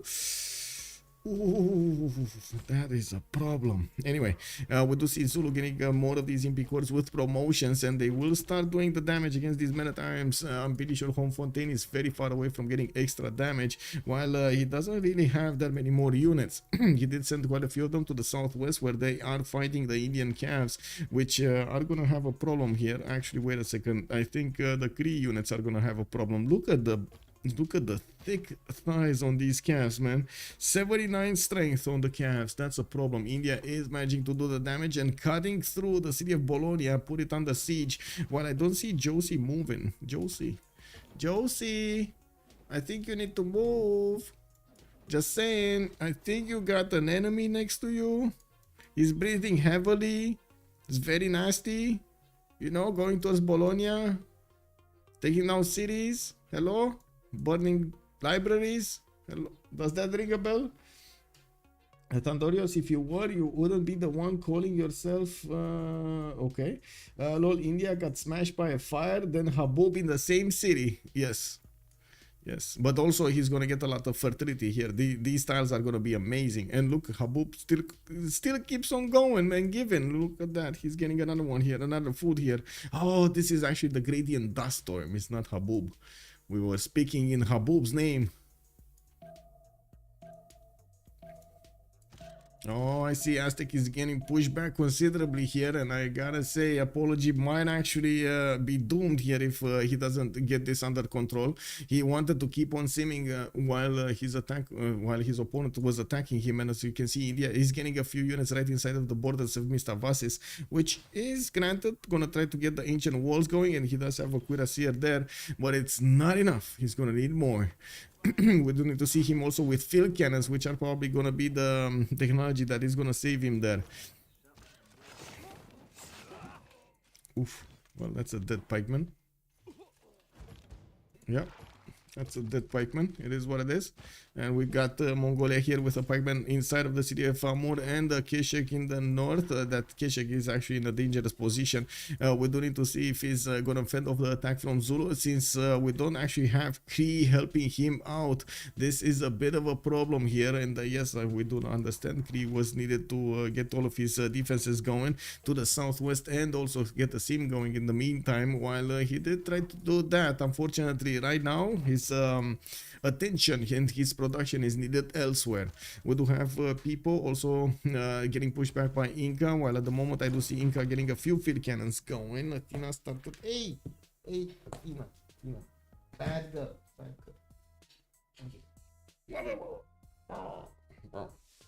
What are you doing? So feisty. Why are you so feisty? Take me. Okay, so what do we have? More commercials coming up from Susa for the extra gold per turn. I do notice there's still a massive gold leakage on Freritos, minus 66 gold, but he did manage to get to 130 science. Saying that and then seeing Josie's numbers of 277, I'm like, oh, when thanks. We do need to see if they're gonna have that gold from the pillages. I'm pretty sure India can try to do some pillages here in Kree's territory. They did take out Bologna, and that slowed them down quite a bit in the science. Darius, if you want to link something, just send it to me. Also, Pretty Flowers, good evening, sir. Why no surrender? They're not giving up that easily, I guess. We're going to need to see. They want their opponents, DSharks, to prove they can actually snatch this victory. I mean, you know, there's a significant possibility, for example, that Zulu will smash through Mongolian defenses alongside the Persia. By the looks of it, they are dwindling the numbers of the Mongolian units, since he actually sent so many units so far away from his cities. I guess he tried. Let's see if Kree is gonna manage to plug the choke here. Plug the problem. while Pipo is also going to need to get his next technology. At least he did manage to get to 106 science, not really close to 173 of Tirits. And I do have to say that Montezuma was in a dark age. You know, he's getting more of these universities up and slowly adding more science points. Also getting boosted by his ally. Give me a second, because... Wait! Ce-ai făcut, mă?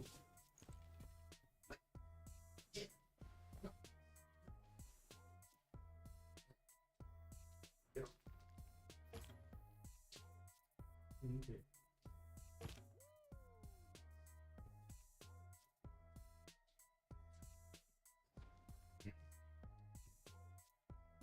Yeah, it is what it is.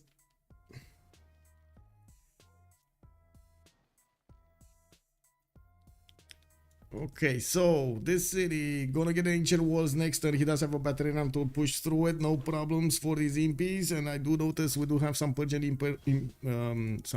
immortals also showing up, doing significant damage, especially against these men at arms. The K-Shakes are just not big enough right now to actually handle these imp cores. If they would have been a lot more in numbers, maybe this would have worked, but yeah, didn't get there.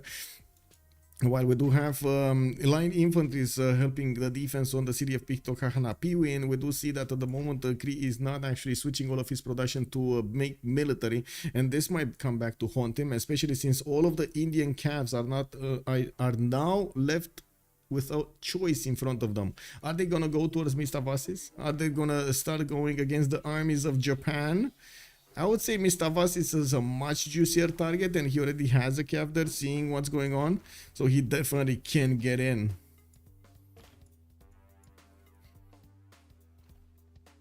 Now we do need to see also what Josie is gonna do here. He's gonna get his ballistics next turn and mercantilism in one.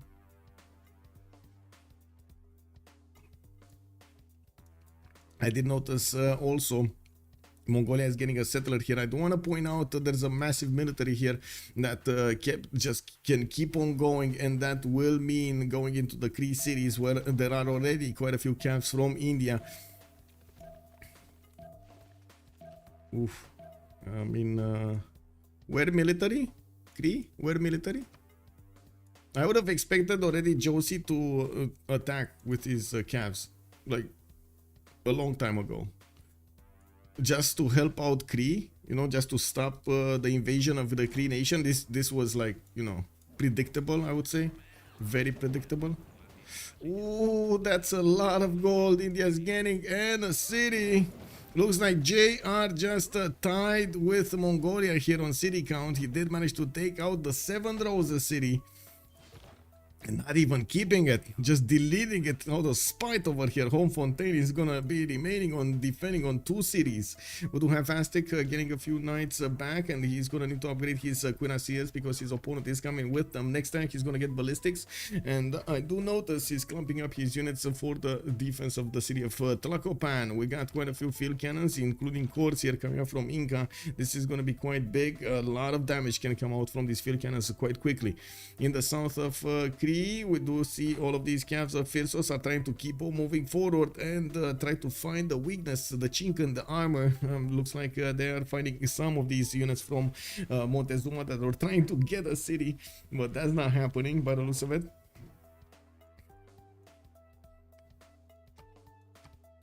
Wait, is FDLV getting this back? Oh my, FDLV kinda looks like he's getting this back, guys. Is this happening? Chat, is this happening? Surely Mongolia needs to think about getting out of there, but where does he go? Well, he's trying to get out of there. He does have a city going towards Otsu, and he might actually just settle in place here in between his allies, but that's still not gonna give him full immunity from Persia's units, not to mention India's units from the southwest. They did not close this choke, and this is gonna haunt them forever here. Oh my god, this choke not getting close might actually lose them the game.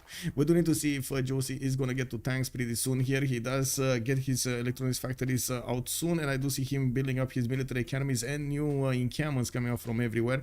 So I would imagine with his 337 production, he will get to pump out quite a few units there. But it is dangerous to see what's going on here.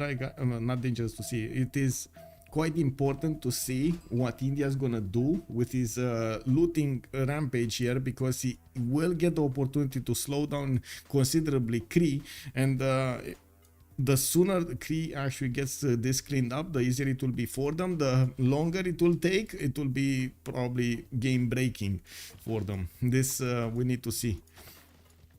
Okay, Kree chopping cities, he just is chopping walls. He just lost a 4-charge builder there. That's unfortunate, and giving the pillages to India, while his cuirassiers cannot easily punch through the Indian defenses. We do need to see if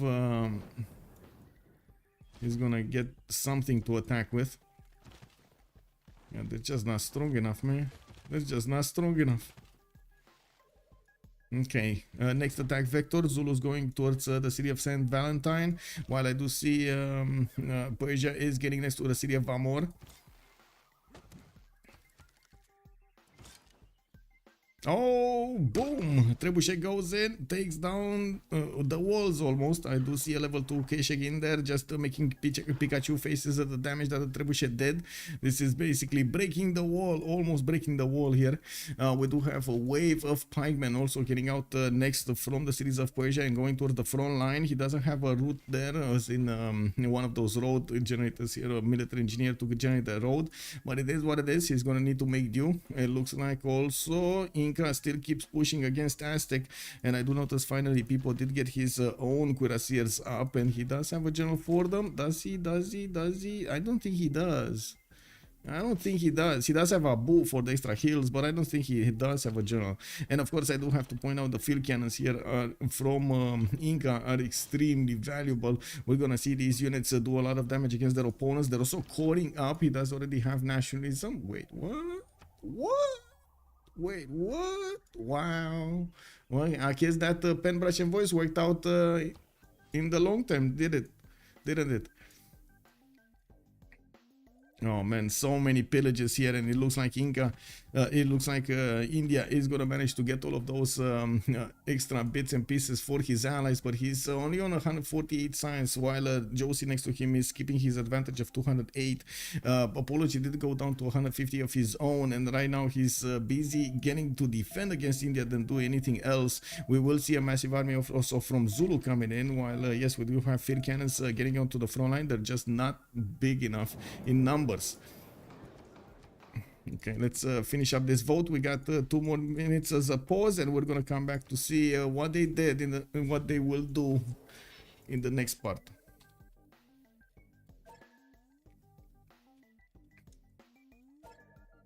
Okay, 2 minutes, and we're coming back. I think you are right, Michael. Games feels like he's starting to turn. Skit. Yeah, turning back.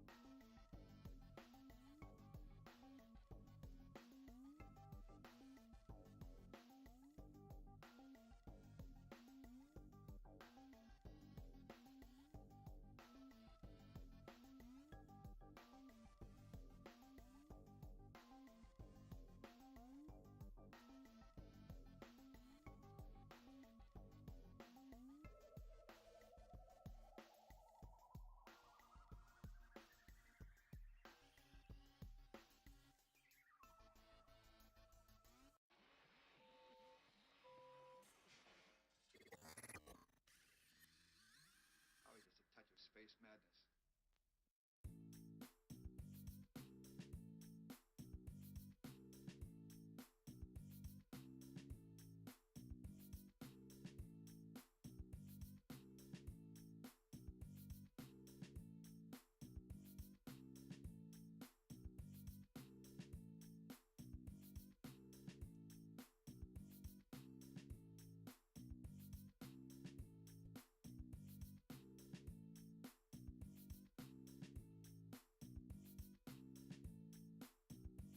But Okay, we got some knights coming up from Zulu. Finally, military engineer also makes his appearance felt.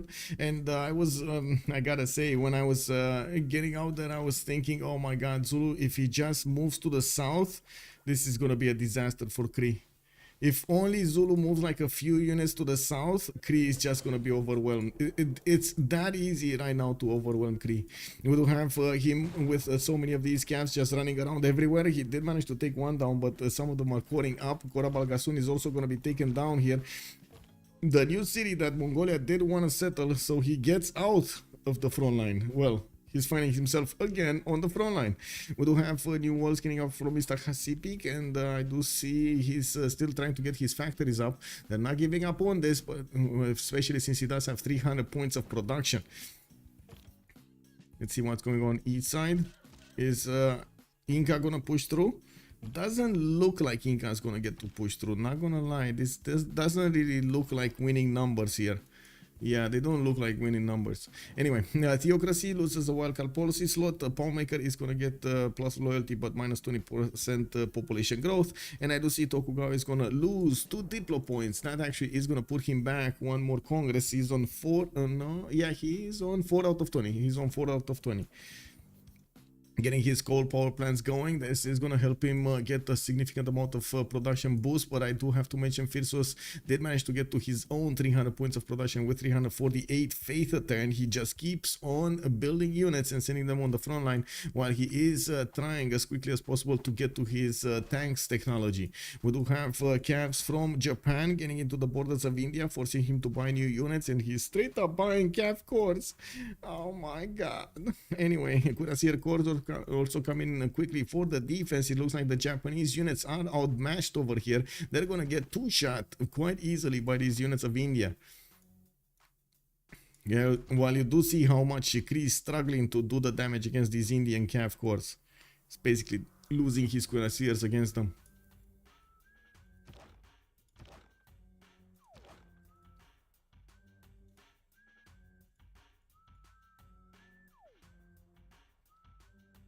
Seems like DShark always underestimates how much defenses they need to build. Yeah, I think so.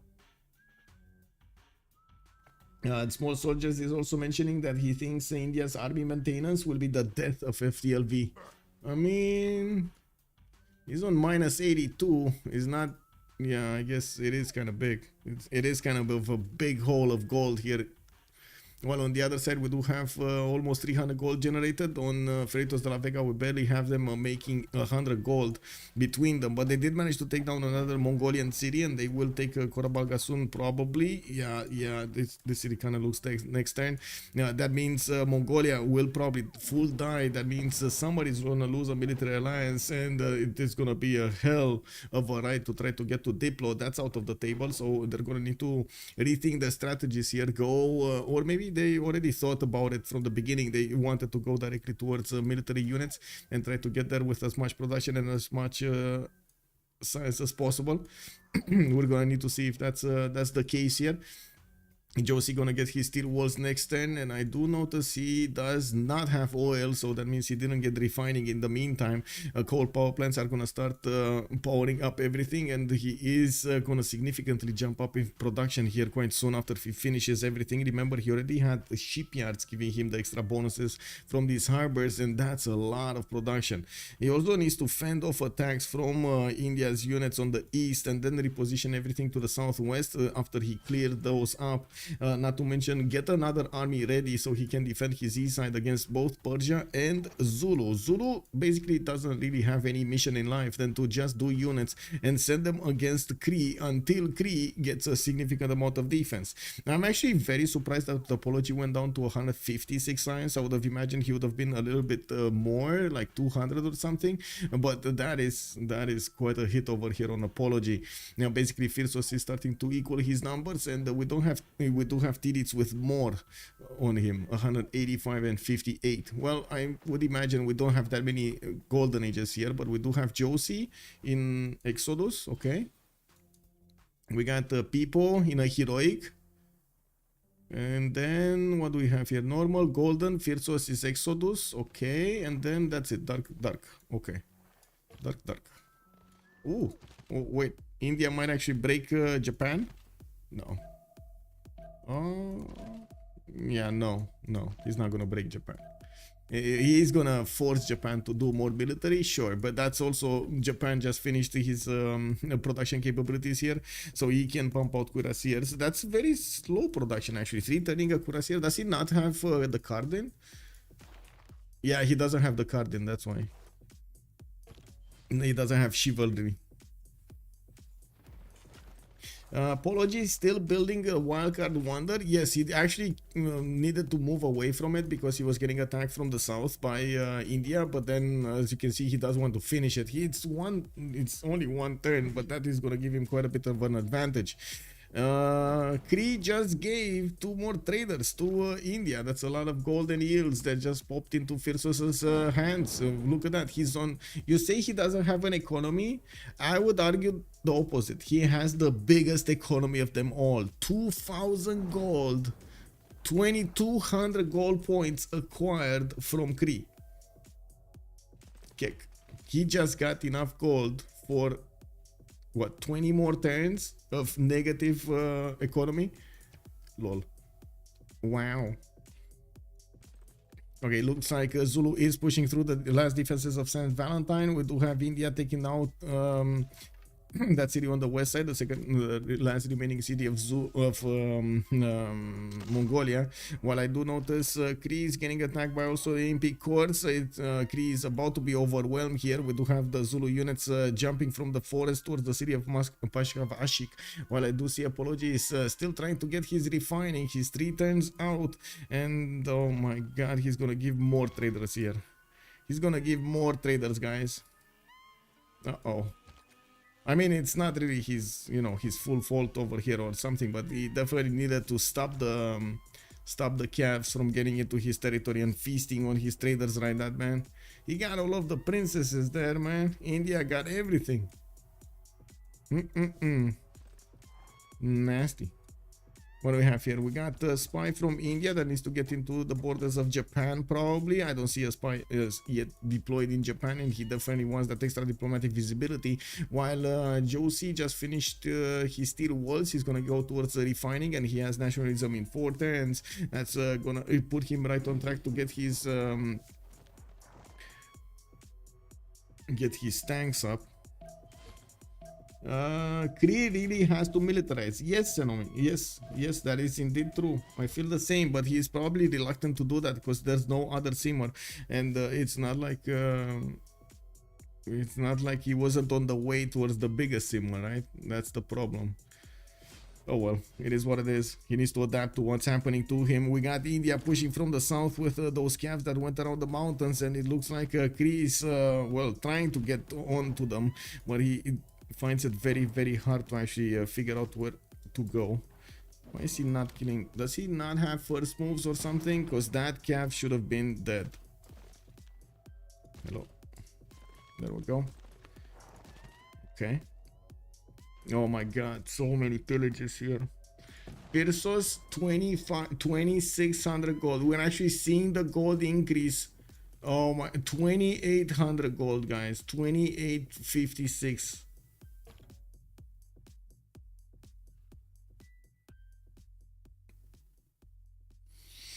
Mongolia, Irel, Zulu, so good job. Yeah, that's true, but unfortunately it does seem like he's gonna pay the price, the ultimate price over here with his cities, while again I say one less military alliance is gonna matter quite a bit. If Homefontaine has an alliance with people can fall to Tirits, because that's an extra +5 that he's not benefiting from anymore, and I'm pretty sure Tirits' units are going to be probably 1 technology higher than people by the looks of it, his science and his available capabilities and potential over here in the next part of the game. He has a strong culture point, Colosseum, a lot of good cities, very good production, 250 production versus people's 137. In the long term, by the looks of it, the Aztec Empire is going to bow down to Inca. Mongolia versus Zulu is really rough. Yeah, basically it's kind of a counter, right? Zulu is kind of a counter to Mongolia. Yeah, Freritos is ripping it apart. Yes, he's Freritos is just not caring about anything over here.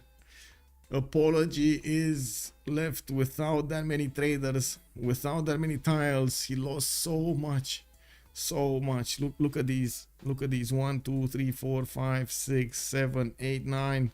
9 tiles. Wait, 10, 11, 12, 13. Well, that might have actually been a volcano, but anyway, 13. 14, 15, 16, 17, 18 tiles, 19 tiles pillaged, 19 tiles pillaged by India. Not to mention the traders. He got like 3 or 4 traders over here. And let's see the gold go up over here. This is basically we going to the casino and we start hearing that noise, you know, the ding ding ding ding ding ding ding ding. Exactly that noise, you know, over here. Every time we see this, okay, there we go, 2,800 gold. Okay, they're moving forward. Bam, another mine, 2,900 gold. Bam, another mine, 3,000, and so on, you know. The crazy folk. Oh, Zulu wins the day. JR got his revenge against Homefontaine, the guy that took a city from him and left him without nothing. Well, now Zulu rebuilt his strength and went against Homefontaine, against his capital, and took him down. All of those units from Zulu are moving towards the south, and you do see Kree, even with his amazing production, will have a serious problem. And I think right now they're considering CC. Not gonna lie, I think right now there is quite a bit of chatter in DShark's voice room, and we hear them talking. Well, we would hear them talking about the CC. This is the catastrophe from them. I gotta say, catastrophe. Like, Japan is not going to get his tank push against India. India might actually have the ability to go against Japan at some point with so many things going around. Not to mention, Apology is going to get pushed from by 2 players, maybe even 3 players. If India wants to join the fight from the west, well, India already did a lot of damage. We've just counted how many pillages he did in his territory. And he still has calves to do the pillages. This is quite a problem, I would say. Big problem, a big problem. It burst. Yeah, I just lost a game where I played like Kree. Oh, I see. You really want to sim, but it's just not an option. Exactly, it's not an option. Exactly. The Crazy Frog song, I don't remember exactly the crazy song, but I know what you're meaning. No, I just meant the casino song. We know the slots machine.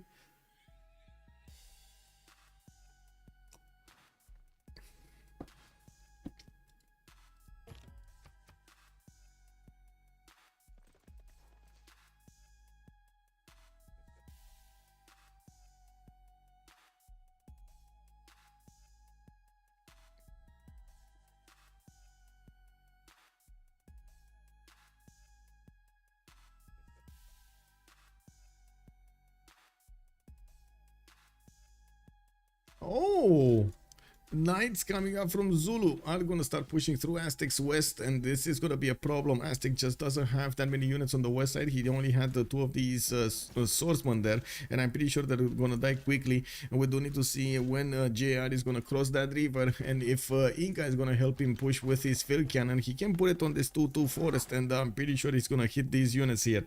Now we do need to see also what's going on with Kree's calves, what is going on. India, oh my god, he keeps on going. He pillaged another mine, then the theater square and the amphitheater, and now he's going for a Mickey Wap. And then we do have him going for the mine next to Pihana Piwin, where there are quite a few significant units here from Zulu. Zulu also 2 turns away from beginning ballistic, 7 turns out nationalism. Oh, this is starting to heat up. This is very heated. We got Zulu here getting in the borders of Takakup. JR not caring, just sending those units. Go! Have you... I guess you have seen oh my god, what do you call it? Oh, the one with the mockingbird, or mockingjay or something. I think it's mockingbird. Anyway, Hunger Games, Hunger Games. You've seen Hunger Games. There was a scene with one of the dams getting attacked. Basically, it's the same thing, right? All of the people, it doesn't matter. You lost the case, you died, it doesn't matter. Get the case in, get it in, boys. Coop is going to be on the defense here. I think he does have Steel Walls next time, so he's going to be fine on the city defense. But all of his tiles are going to get stomped, ripped apart. Everything is going to be burning. Let's see, Southwest, what's going on? Japan getting pushed, and it looks like India does have a significant advantage against his opponent here. The extra points of damage from his shrines and from his temples, not to mention the military lands, warship building, and the general against Japan's only cuirassier with a bit of support bonus on his side. I mean, that's like, you know, eating a hamburger with only ketchup. What is this? Come on, you need to get more on the cuirassier. Sean Lombardo, good evening, sir. Yes, it is. Good game, good game. Rorke's Drift. Rorke's Drift? That's, I don't know what this is. Rorke's Drift. What is this? Battle of Rorke's Drift was an unplanned raid rather than any organized counter invasion, with many of the Undi cores, Zulus breaking off to raid other. Basically. They did it again. JR is reenacting that battle over here of Rorke's Drift. Definitely. Thank you for the pointer. No military units. Yeah, no military units on Kree. He just wanted to keep on simming, and I mean, this Zulu is not giving up, man. He's here. Zulu is here to stay. He's telling Kree, your lands are my lands. Just, you don't know it yet. We do have Zulu heavy chariot course also coming out from his series. He's gonna get the upgrade to upgrade them into cuirassier armies, and that is gonna be a unit that even the Kree field cannons are not gonna keep away from his territory.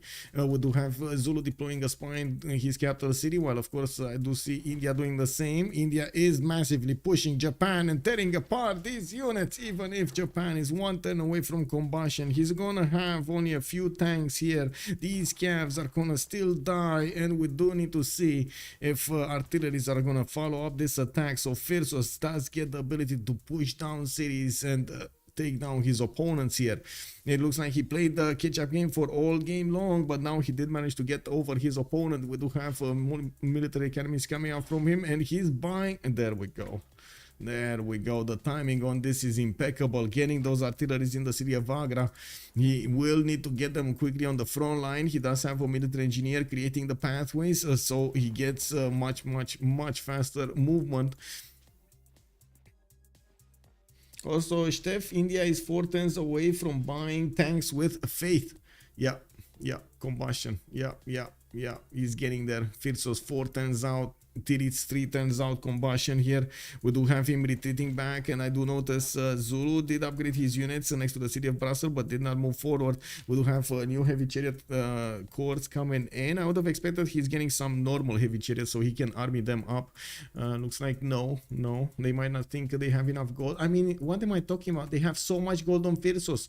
3,000 gold on Freritos. He ripped apart Kree.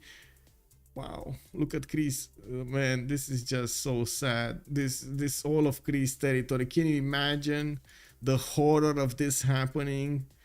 Like all of your lands getting pillaged, torn apart by savages over here. Ooh, that's just nasty. Anyway, it looks like Zulu is moving in all of his units on the tiles that he could pillage over here in the lands of Kree, ripping apart more gold, and of course allowing him to fund his other stronger units so he can keep on coming against his opponent. Pillage economy is what they say this is called. We do have to see also if India is going to be successful to push even through the tanks. There are quite a few tanks getting upgraded and bought over here in the lands of Japan.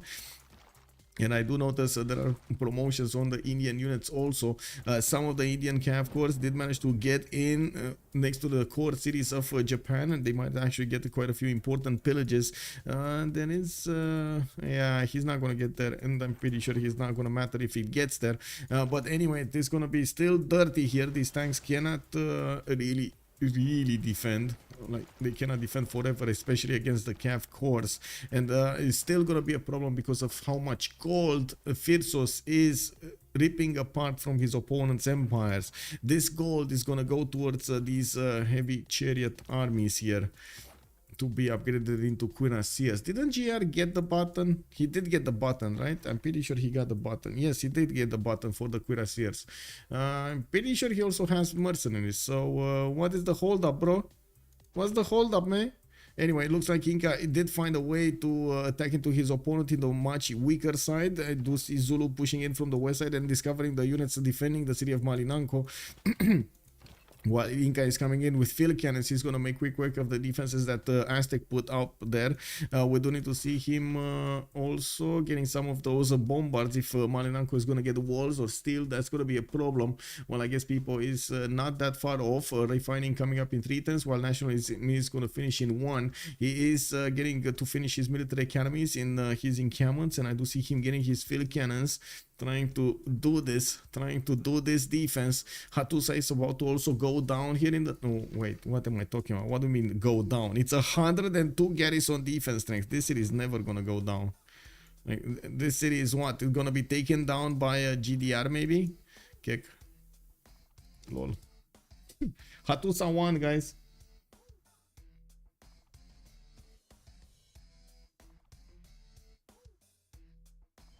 Oh my, like this is an unbelievable turnaround of the game here by Freritos de la Vega.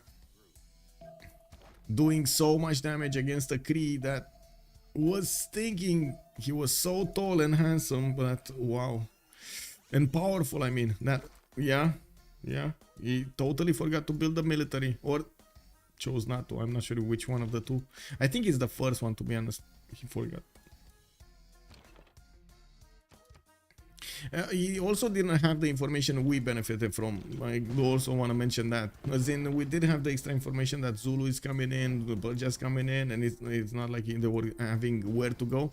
And we also saw how many units are coming in, so we definitely had a lot more head notice about what's going on here. We do need to see if Cree is still gonna get out of this. He's gonna get his own tanks pretty soon, and I do see him going for his flight. Well, that still is a problem, I would say. That still is a big problem, because his lands are just not gonna be that big in production. 341 production, 200 science is not that impressive, especially if you take a look at India's 352 production and 389 faith attain.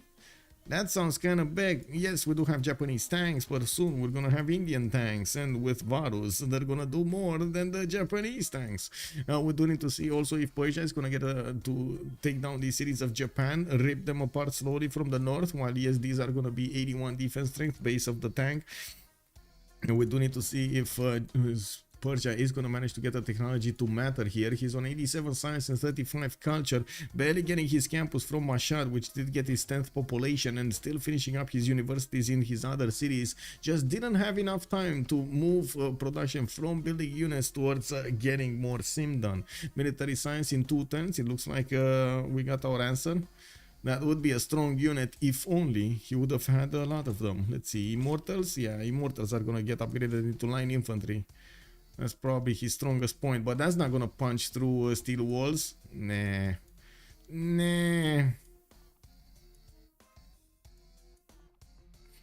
Okay, Mixivoachi getting an aerodrome in 2. He did finish his Forbidden City. East side, we do have Aztec getting cuirassiers on the defense of Malinanco, and I do see Inca coring up his units and moving them to the front line. The cuirassier corps definitely does a lot of damage here, but not against the normal cuirassiers. Zulu will need to army up. He needs armies here, not only corps, he needs armies. I know he has, it's just a matter of getting them. Wait, he doesn't have armies? Wait, he does. Oh, in 5 turns, never mind. Kick in 5 turns. He needs to pump out a few normal units. Just a few normal units? No? No? No, he's not. Okay. It is what it is. Well, we're gonna see these cuirassier corps still do enough damage against the line infantry to punch through them, while Zulu is getting all of these pillages over here. He's basically paying for the Impi corps, or I should say the Impi corps are basically paying for themselves right now. Getting all of these pillages. Look, another 112 gold. Ding! Another 117 gold. Ding! You know, yeah. Oh wow. Impy Core taking down Cuirassier. Yeah, this is, I gotta say, this is a disaster happening. Tanks going in, the Japanese, oh my god. Oh, Japan has a problem with oil. I did see -2 insufficient oil, -9 insufficient oil. These tanks are gonna just die. The last plan is about to fail. Josie's tanks are suffering from a lot of lost oil. And it's not like they have that much oil in the back. Oh, wait. Apology does have. Wait. And people has. Josie, ask for oil. Ask for oil. -9 insufficient oil is basically, yeah, a dead tank. Yeah. DShark CC in like 3 turns? Yeah, it might be. Or even this turn. I don't know. I'm pretty sure they're seeing what's going on here, and yeah, like the sheer amount of units coming from India going into the borders of Japan.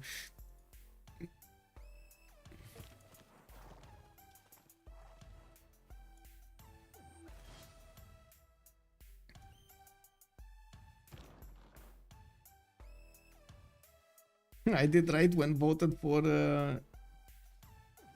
Shaka music. Yeah. Wow. The poll actually on YouTube is 50-50. Okay. I don't think I've ever seen it split like this. And yeah, exactly, Mike P. Wazaru. If we would have just knew this 40 turns ago, oh my god. Yeah, such a different game. Such a different game. Beautifully played. I mean, even if JR did make the mistake, he did come back and own it. And as you've seen, he did manage. He's still managing to be relevant in the game.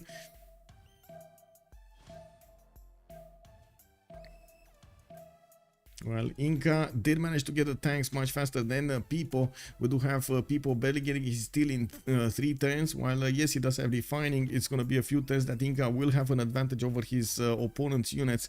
And it's not like these tanks can get counter-attacked over here unless he has an amazing amount of field cannons, which he does not. And you do see they're not doing that much damage. We do need to see when TDC is going to start moving. He can definitely take out cuirassiers or swordsmen, moving his units towards Malinango here, two-shotting probably the city center, and while Zulu from the west side is going to push in this side of the Aztec Empire. Wow, didn't even take down one single line infantry. I was definitely expecting that. Oh, it's going to die to the field cannon. Yeah, come on. Take it down. Take it down. Didit is probably thinking how to attack into Tlacopan. That's why he's moving. He took down the swordsman, and now moving on the other tiles. The Aztec will need to get some upgrades, but he doesn't have the gold. They just don't have that advantage anymore. They do have a few gold points, but I'm pretty sure they're keeping to upgrade Japan and Kree, while Kree is not that far away from getting combustion. Josie is losing his units left, right, and center. We do have the artillery getting next to Shizuoka, and it's gonna start sharing the city center's defense, and we're gonna see that steel wall getting to crumble. I do also notice India finishing up his military engineers to get these roads in between his cities and his opponent's cities to do as much damage as possible, while we do need to see if he's gonna manage to break his opponent in the next 1 or 2 turns. It kind of looks like this. It kind of looks like Chandragupta is not giving up on that. We do have Persia also starting to take down Makavash Sakahi Khan's walls with a bombard, and while I do notice Zulu just, you know, casually moving on every tile and burning it and taking the gold away from it, you know, like it's for safekeeping. Don't worry. Don't worry, JR is gonna keep the gold for safekeeping, okay? May change throughout the ages. Couldn't guess that Apology would be so passive after game as Rome. Yeah, exactly. If not for Valletta, things would have been so different. Yes, that was a big plan over there from JR. Unbelievably big. And we do have winning team. Freritos de la Vega did manage to snatch this victory away from the Sharks. Unbelievable turnaround. We've seen them in the mid late game definitely thought DShark has this in the bag, and now, bam! The great switcheroo happened. We do need to listen, join the chat room and listen a little bit to what the post-game chat is going to tell us. I do have to mention we do have a French streamer that is Malm, and he is. They are probably going to be talking quite a bit in French. If we do get a few answers in English, that's perfect, and I would really appreciate it. If not, of course, I do understand, and we should be understanding that this is the Francophone community, and sometimes they are way more excited to talk in French than in English. It also comes much easier to a lot of them, of course. Let's see where they are in the post-game chat.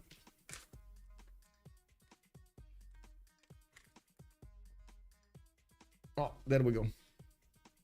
Oh, do I have the settings? Give me a second. I need to put up the settings.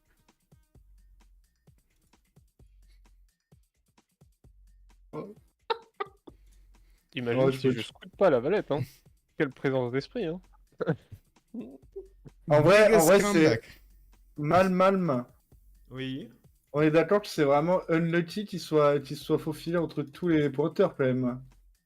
Genre dans un mini trou de souris entre nos deux villes, c'est vraiment. Il y a 3 chemins, vous en surveillez 2, il passe par le 3e. Ouais, bah c'était. Bah, il a eu de la. Bon, je pense que c'est un peu de chat aussi, mais bon.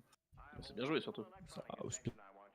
Un petit peu de négligence de la vôtre. C'est un peu de réussite aussi quand même. Ouais, un peu de réussite, un peu de négligence. Ça va ensemble. Je m'attendais pas à pouvoir recevoir des poneys. Il est passé dans le seul trou qu'on surveillait pas. GG les gars. GG, the biggest GG. comeback ever here. Oh, it was a JR. comeback. Easy game, then. I mean, if not Valletta, I mean, I don't know your capital, you know. He just spam horses, he's irrelevant, so it's easy kill. Yeah. And Yeah, but when if there he's is no dead, Valletta, you're dead, Jean. Yeah. Hein? If there is no Valletta, no Jean. You were dead, Jay. Yeah, very dead, Jay. Yeah, but it was planned, it was all planned. Ah, I see. You are taking the hits for your team. Yeah, but see. I mean, I took the boss seat in the game, so I won. Easy. Yeah, that's true. You got your revenge. I think today you can thank Freritos because it will be I think a shame for you if you will be raised by Eliopsima. Ouais. Donc dis merci GR Ouais, De quoi pour le sac à dos. Mais quel sac à dos, gros. T'as vu la ligne d'un pied, mon pote? T'as vu cette ligne d'un pied? Ils ont parcouru du chemin, une case par une case. Bien joué, JR. Merci, Ok. mec. T'as carré la game. Si j'ai pour le carry. Bon, Bah, Tidub. Quoi, je t'ai dit merci pour le carry, c'est bon. English please. Est-ce que vous avez déjà vu une perce aussi réelle de votre vie ou pas? Ah si, je vais te niquer. Et encore, vous avez pas entendu le vocal. Hein. Et comment le vocal? Ah bah. Oh, c'était un peu la dépression avant. Ah, j'ai cru que j'allais mourir, quoi. J'ai failli mute quelqu'un. Je suis mort, faites quelque chose sur vos fronts. Il y a genre 800 de militaires sur toute la map. Il y a pas de front. Non. Par contre, par contre, j'ai demandé à Tidub de mettre de la pression, c'est tout. J'ai avancé d'une case par une case. C'était trop bien. Palmarès de Tidub, a encore joué la perse, a encore open triple campement, a encore pas fait d'unit. Comme ça, encore, enfin... C'est toutes les games, Tidub. Non, d'habitude je peux acheter que 2 campements. Non, mais en vrai, tout part d'un unlucky placement d'unit. Ah bon. Bah c'est qu'il y a une porte que vous avez pas mis d'unit quoi. Bah ouais, mais bon, il a eu une chance sur 3, il a gagné une chance sur 3 et bah jouer à lui quoi, c'est tout. Tu mets pas de cadenas sur ton vélo, tu te dis pas de chance ou pas?